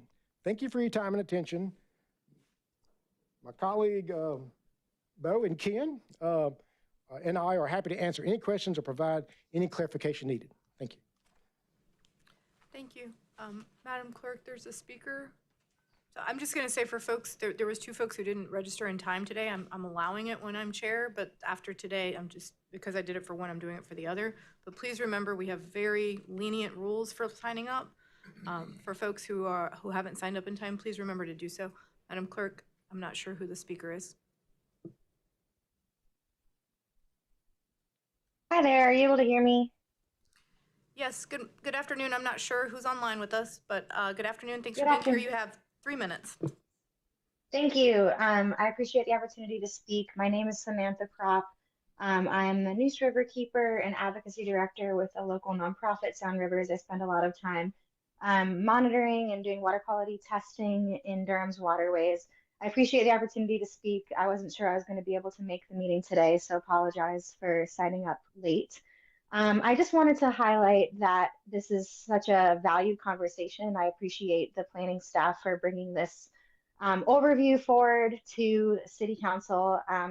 As we know, these buffers are incredibly important, as was covered during the presentation, and I think it would really benefit Council and also the public to have the no practical alternative authorization process be more daylighted in conversation. I know that just last year, 20 NPAAs were approved, equaling about 195,000 square feet of stream impacts. And so a lot of those impacts were happening in places where there was robust discussion during rezoning hearings about the importance of protecting water resources. And so I think it's important, just both from Council's perspective, to be aware of all the ins and outs of that process, so that if there are proposals that come forward where there's a lot of concern about protecting water resources, that an explicit condition can be offered by a developer to say not pursue an NPAA and impact those water resources if that's a particular concern. And I think the other piece that I just want to highlight was mentioned by a couple other commenters, just having to do with public transparency. When the state approves these variances, or when the state approves these impacts, they do have a public process. They have a notification system that you can opt into, and they also have a map where you can see exactly where these applications are and where they're approved. And I would just really encourage the city of Durham to consider a similar process, so that these applications aren't happening sort of in secrecy, or not intentionally in secrecy, but sort of behind closed doors without any public awareness or accountability. I think that would go a long way towards transparency, and probably a long way towards forwarding the conversation about how we can continue to protect Durham's water resources. Yeah, that's it. I appreciate you giving me the time. Thank you. I see Councilmember Kopak. Who else has comments or questions? Okay, so I'm going to go Councilmember Kopak, Councilmember Baker, Councilmember Riz, Councilmember Cook. Thank you, Mayor Pro Tem. Thank you for the presentation. I really appreciate this additional background. I was curious to start, if we have data tracking, like how often these different authorizations are given, either with or without mitigation, or ultimately, with exception at the state level. as like a percentage of the cases that we see? Do we have that sort of data to understand how prevalent each of these are? We don't have that. I'm Ken Carper, by the way, floodplain riparian buffer manager in the Planning and Development Department. We don't have that data at the tip of our fingers. We can research and get that kind of data. We have to have more breakdown than we already have tracked, but that's possible to find that information for you at a later date, yes. Okay. Yeah, I would be interested to see that. Thank you. Next, in terms of the applicant's requirement to demonstrate that certain changes can't be practically made to accommodate and address concerns around riparian buffers. Like, what are the criteria used, or how does the state and city in a position to be able to say, to a developer that there, for example, could be an adjustment in size or density, or that can't happen? Like, how does that determination get made? It's very case specific and engineer specific. The engineering responsible charge is kind of in charge of the projects and has to sign and seal the documents that he's presenting to be constructed. Throughout that process, there has to be and should be, according to all the rules, state, federal, and local, a avoidance and minimization process he goes through. And what I do, if I don't see how, or it's not clear to me, and I tell my staff, if they don't have that type of documentation included, then they need to produce it before we'll go further with the application, because that table of uses that Bill showed here needs to be keyed to the impacts. In other words, if you got something that's exempt, you need to show where that exempt impact is occurring, and key it to the UDO. In Jordan Lake's case, the UDO chapter and verse that supports why that's exempt. And most of the applicants don't do that unless we ask them to. Okay. Because it seems like some of it's like an economic analysis, right? If a project could be shifted to address, and I just don't know if that's like... That's part of the design that the engineer is responsible for with his contractor or owner, the owner who's paying him to design whatever it is.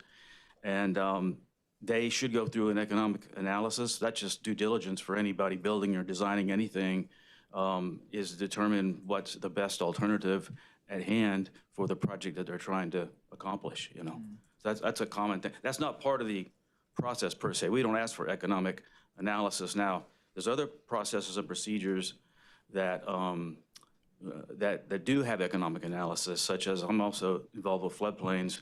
And if we have this is getting off the track a little bit, but before we issue a floodplain development permit that requires, map changes, they have to go through and show us how much that's going to cost and compare that to the existing structure to determine how we proceed from there. Okay, thank you. Hi, Bo Dobrinsky, Plan Development Department. I just wanted to, to try and address your particular question. One of the findings that does have to be made, both by the, by the information provided by the applicant and of course the approving authority, it does speak to the basic project purpose cannot be practically achieved. So that doesn't necessarily speak to, could X number of units be constructed without this, but just using, a common NPA that's issued frequently is, a driveway access for a single family house, right? Well, obviously if you have a stream crossing, across the front of the property, then a single family development could not be, a single family house cannot be built on that lot. And so, for example, in that instance, the finding would be, in order for this house to be constructed on this lot,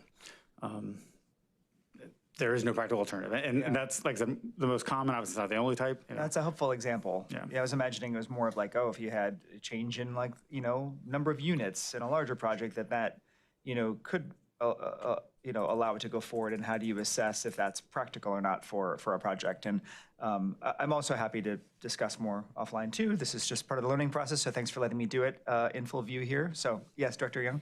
Yeah, and another common example is utility crossings and utility connections. We have a gravity sewer system. A lot of our sewer runs along the lowest part of a site, which is also coincidentally going to be along streams. And so that is often a case where you have to connect to the existing sewer. The existing sewer already runs through there.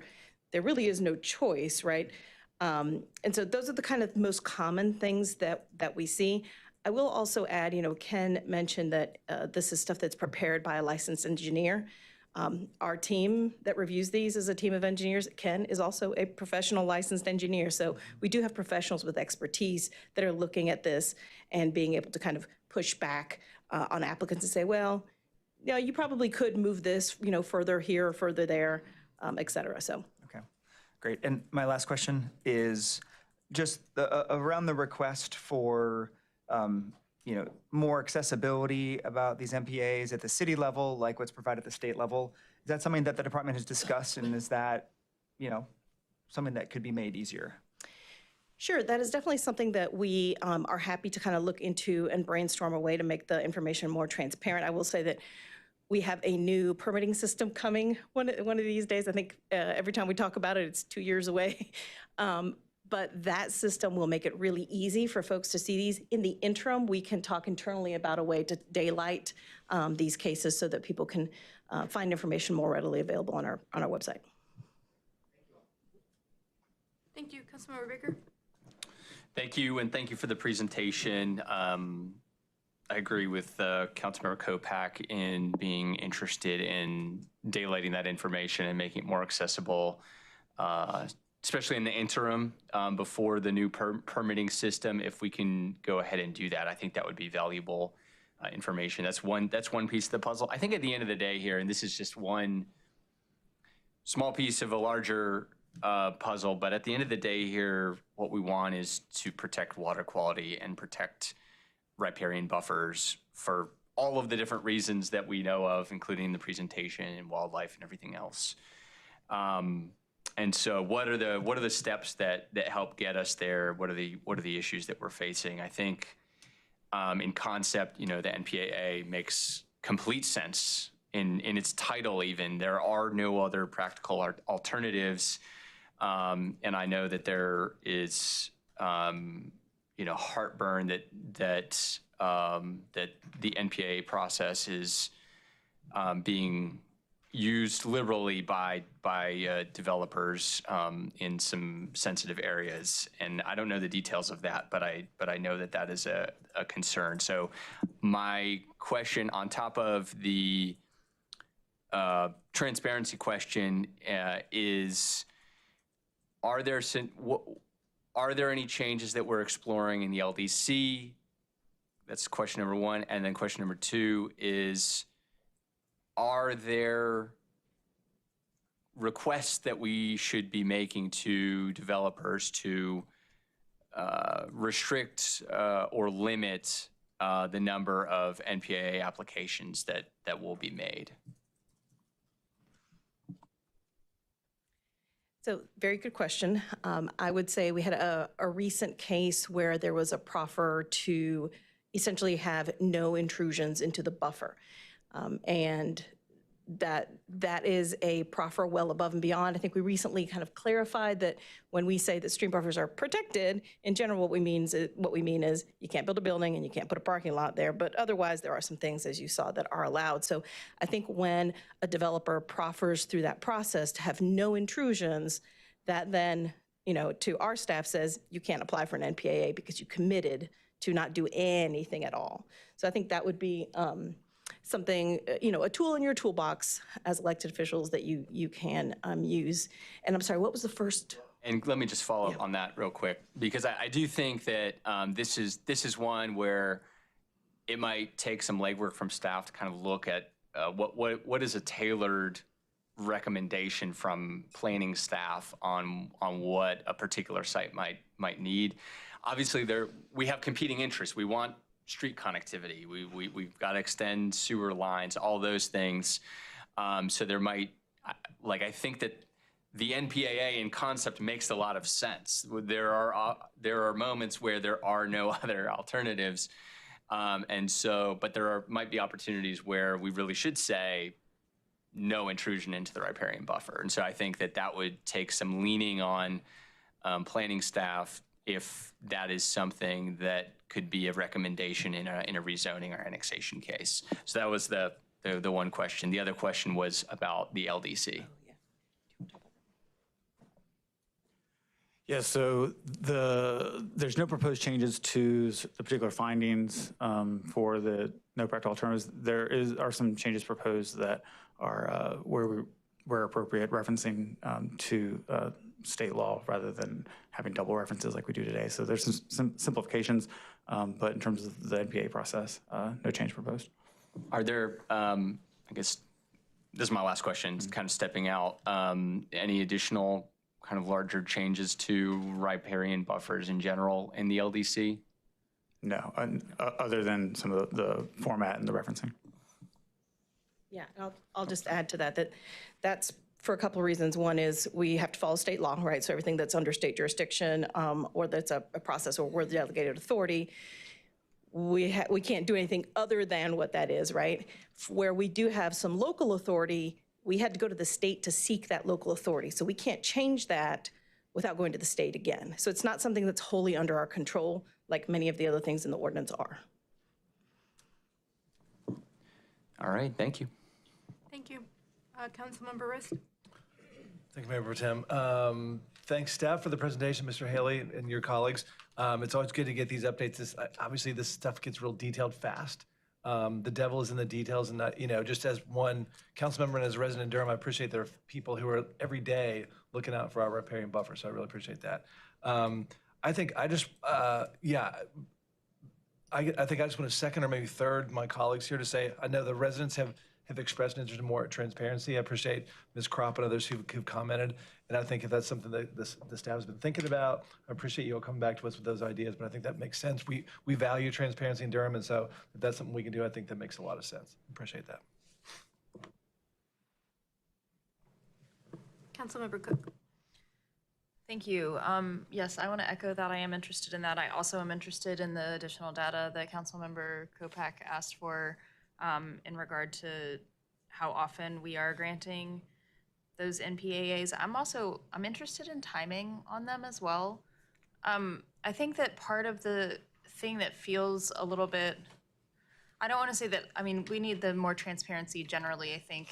But one of the things that feels a little bit problematic is that we have these conversations at council, and then there's not necessarily proffers made, but there's conversation around, oh, we're going to protect this corner, we're not going to build here, we're going to blah, blah, blah, like this wildlife corridor is going to be intact.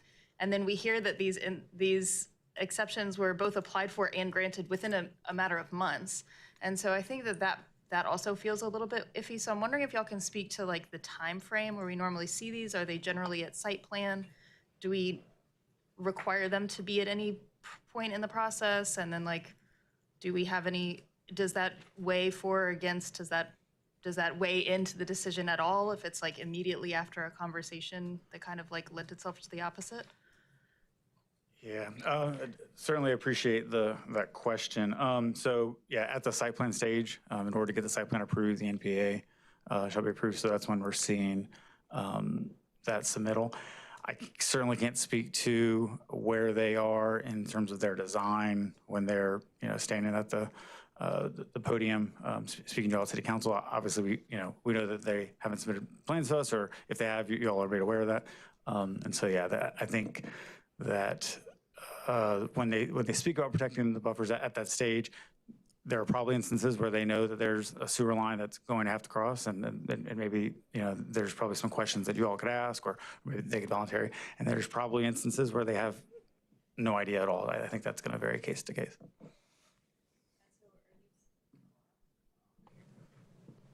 So, I imagine this also might differ depending on the type of plan that we receive.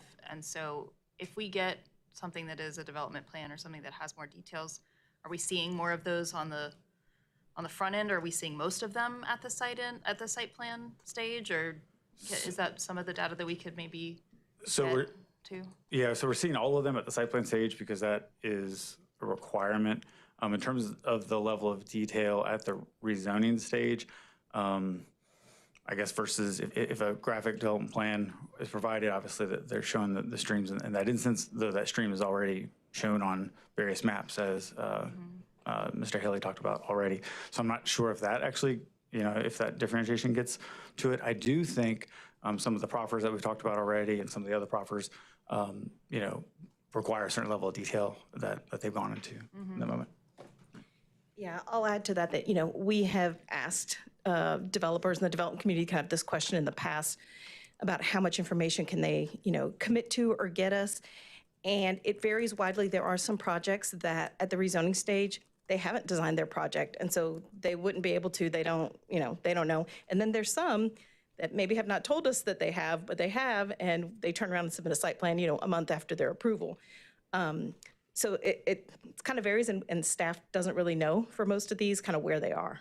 Yeah, I think that's my concern is that, and we've seen a major one that happened just recently wherein we had the assumption that there was no details, and then the request was made like pretty immediately following our council hearing.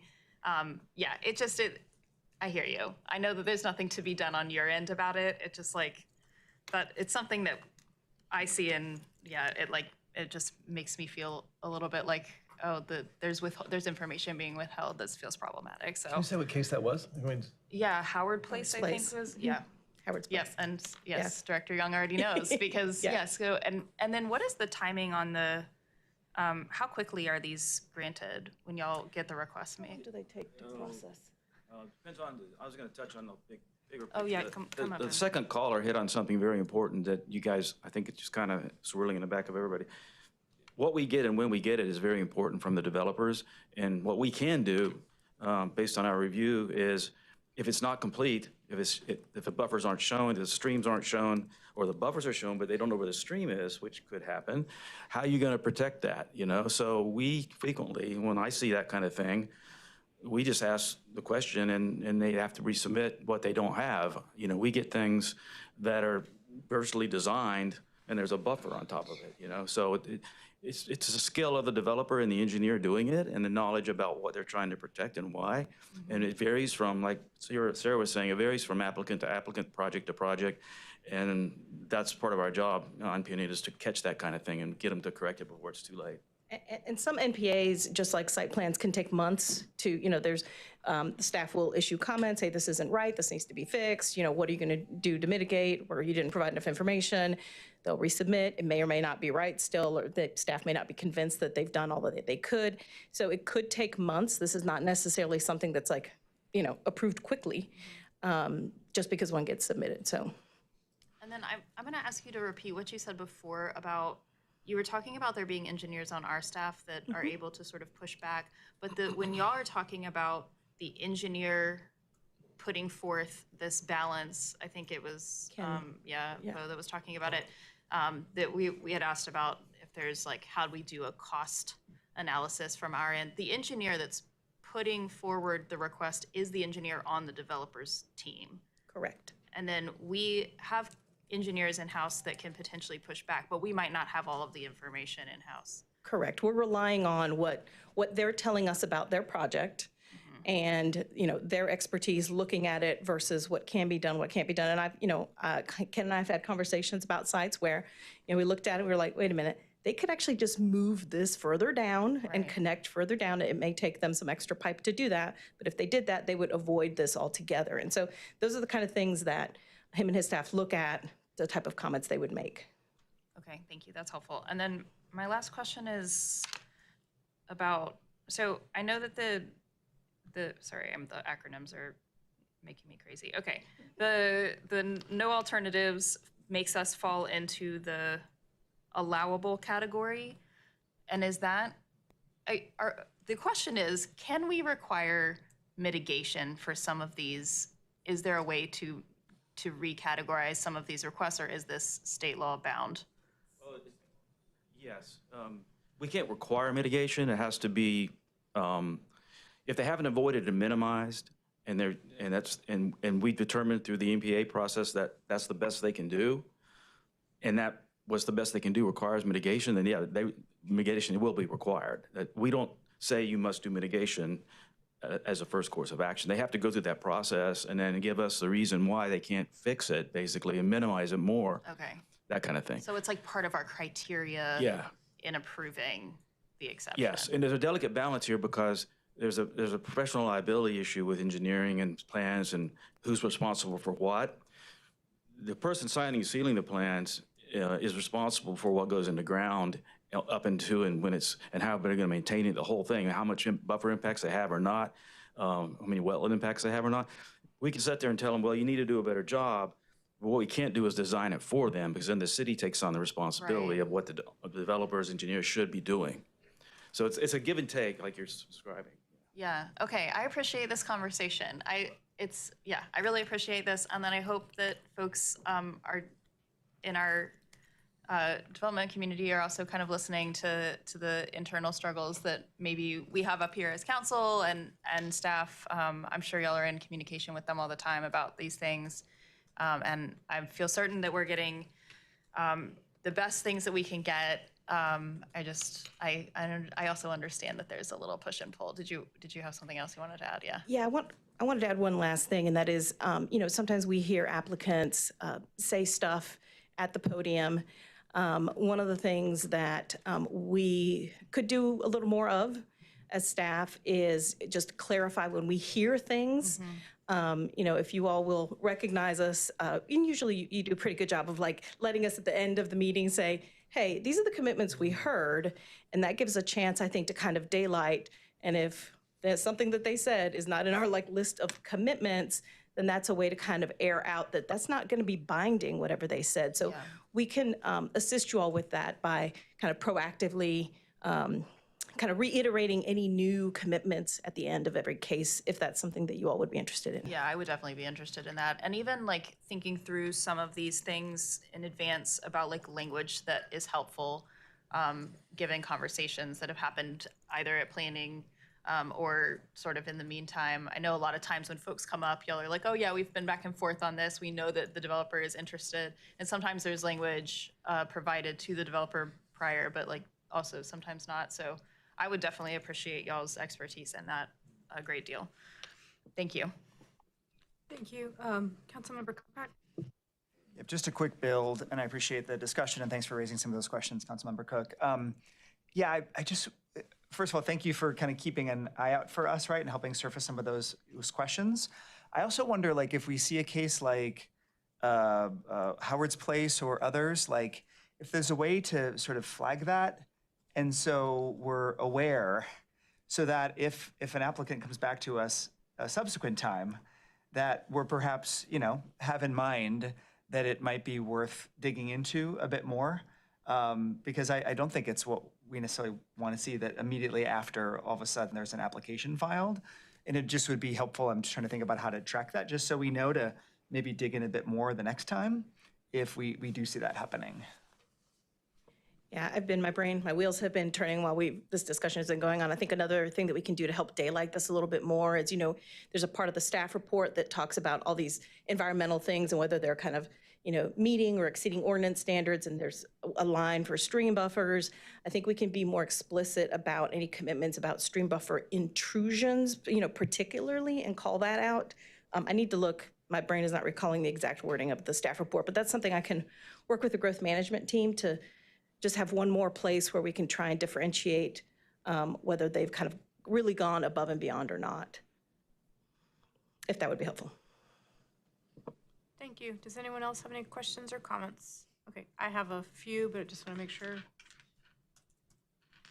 I have a couple questions. And some of this is, so just, obviously we're talking about rezonings because that's what we see, but the vast majority of cases that come through the planning department are by right. And so all of these standards still apply.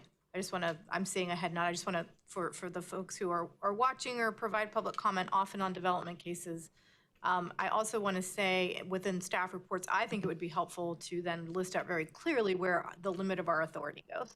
As you've said, some of this is we're up against the state. So sometimes folks come to us and they want a thing and we can't necessarily provide it because we're at state regulation. And I will say, in this current context, I would hesitate continuously going to the state to ask for additional powers. And so having that within our report would also maybe be helpful for folks. And I also just want to thank your staff as a person who is with somebody who partnered to somebody who actually has to do this work all the time. The city's regulations on streams is very, very stringent. It is not easy to get through the processes. It is often very expensive. We have to remind that a lot of the folks who are applying, we see the big stuff, but there are lots of just regular homeowners on fixed budgets who are just trying to make some improvements to their homes. And those things are costly. And so I do want to emphasize that we often in this space get real tied up on the big guys, right? On the big developers. But there's a lot of development that happens in Durham that's just a regular person trying to do a thing to improve their home. And the rules still apply to them. And our fees are expensive, the processes are expensive, the regulation is expensive. So there is a cost to that just on regular folks. I'm not saying we shouldn't have it, but I think we should always remind ourselves that we see the big developers, the big rezonings, the larger acreage. There's still a ton of development that happens in the city and in this community that's just not that big. Thank you. That is all I have in front of us. I'm gonna ask our city manager to help settle the agenda. But you moved so fast, he wasn't quite ready. Let me pull it up. Thank you. So, thank you, council members. Thank you for the very rich discussion. I think that's very helpful. Appreciate all the feedback to staff. To settle the agenda this afternoon, I have on consent items 1 through 5 and items 7 through 24. On GBA public hearings, we have item 26 and 27, and item 29 will be added. That's the Creekside item. So just wanted to confirm that will be on your next agenda as item 29. That's the agenda as we have it. Thank you. Could I get a motion to settle the agenda, please? So moved. I've got Councilmember Rist moved and Councilmember Cook seconded. All in favor? Aye. Any opposed? Okay, that motion carries unanimously. I think unless anyone else has another matter in front of us, we are adjourned at 3:10 p.m. Thank you so much.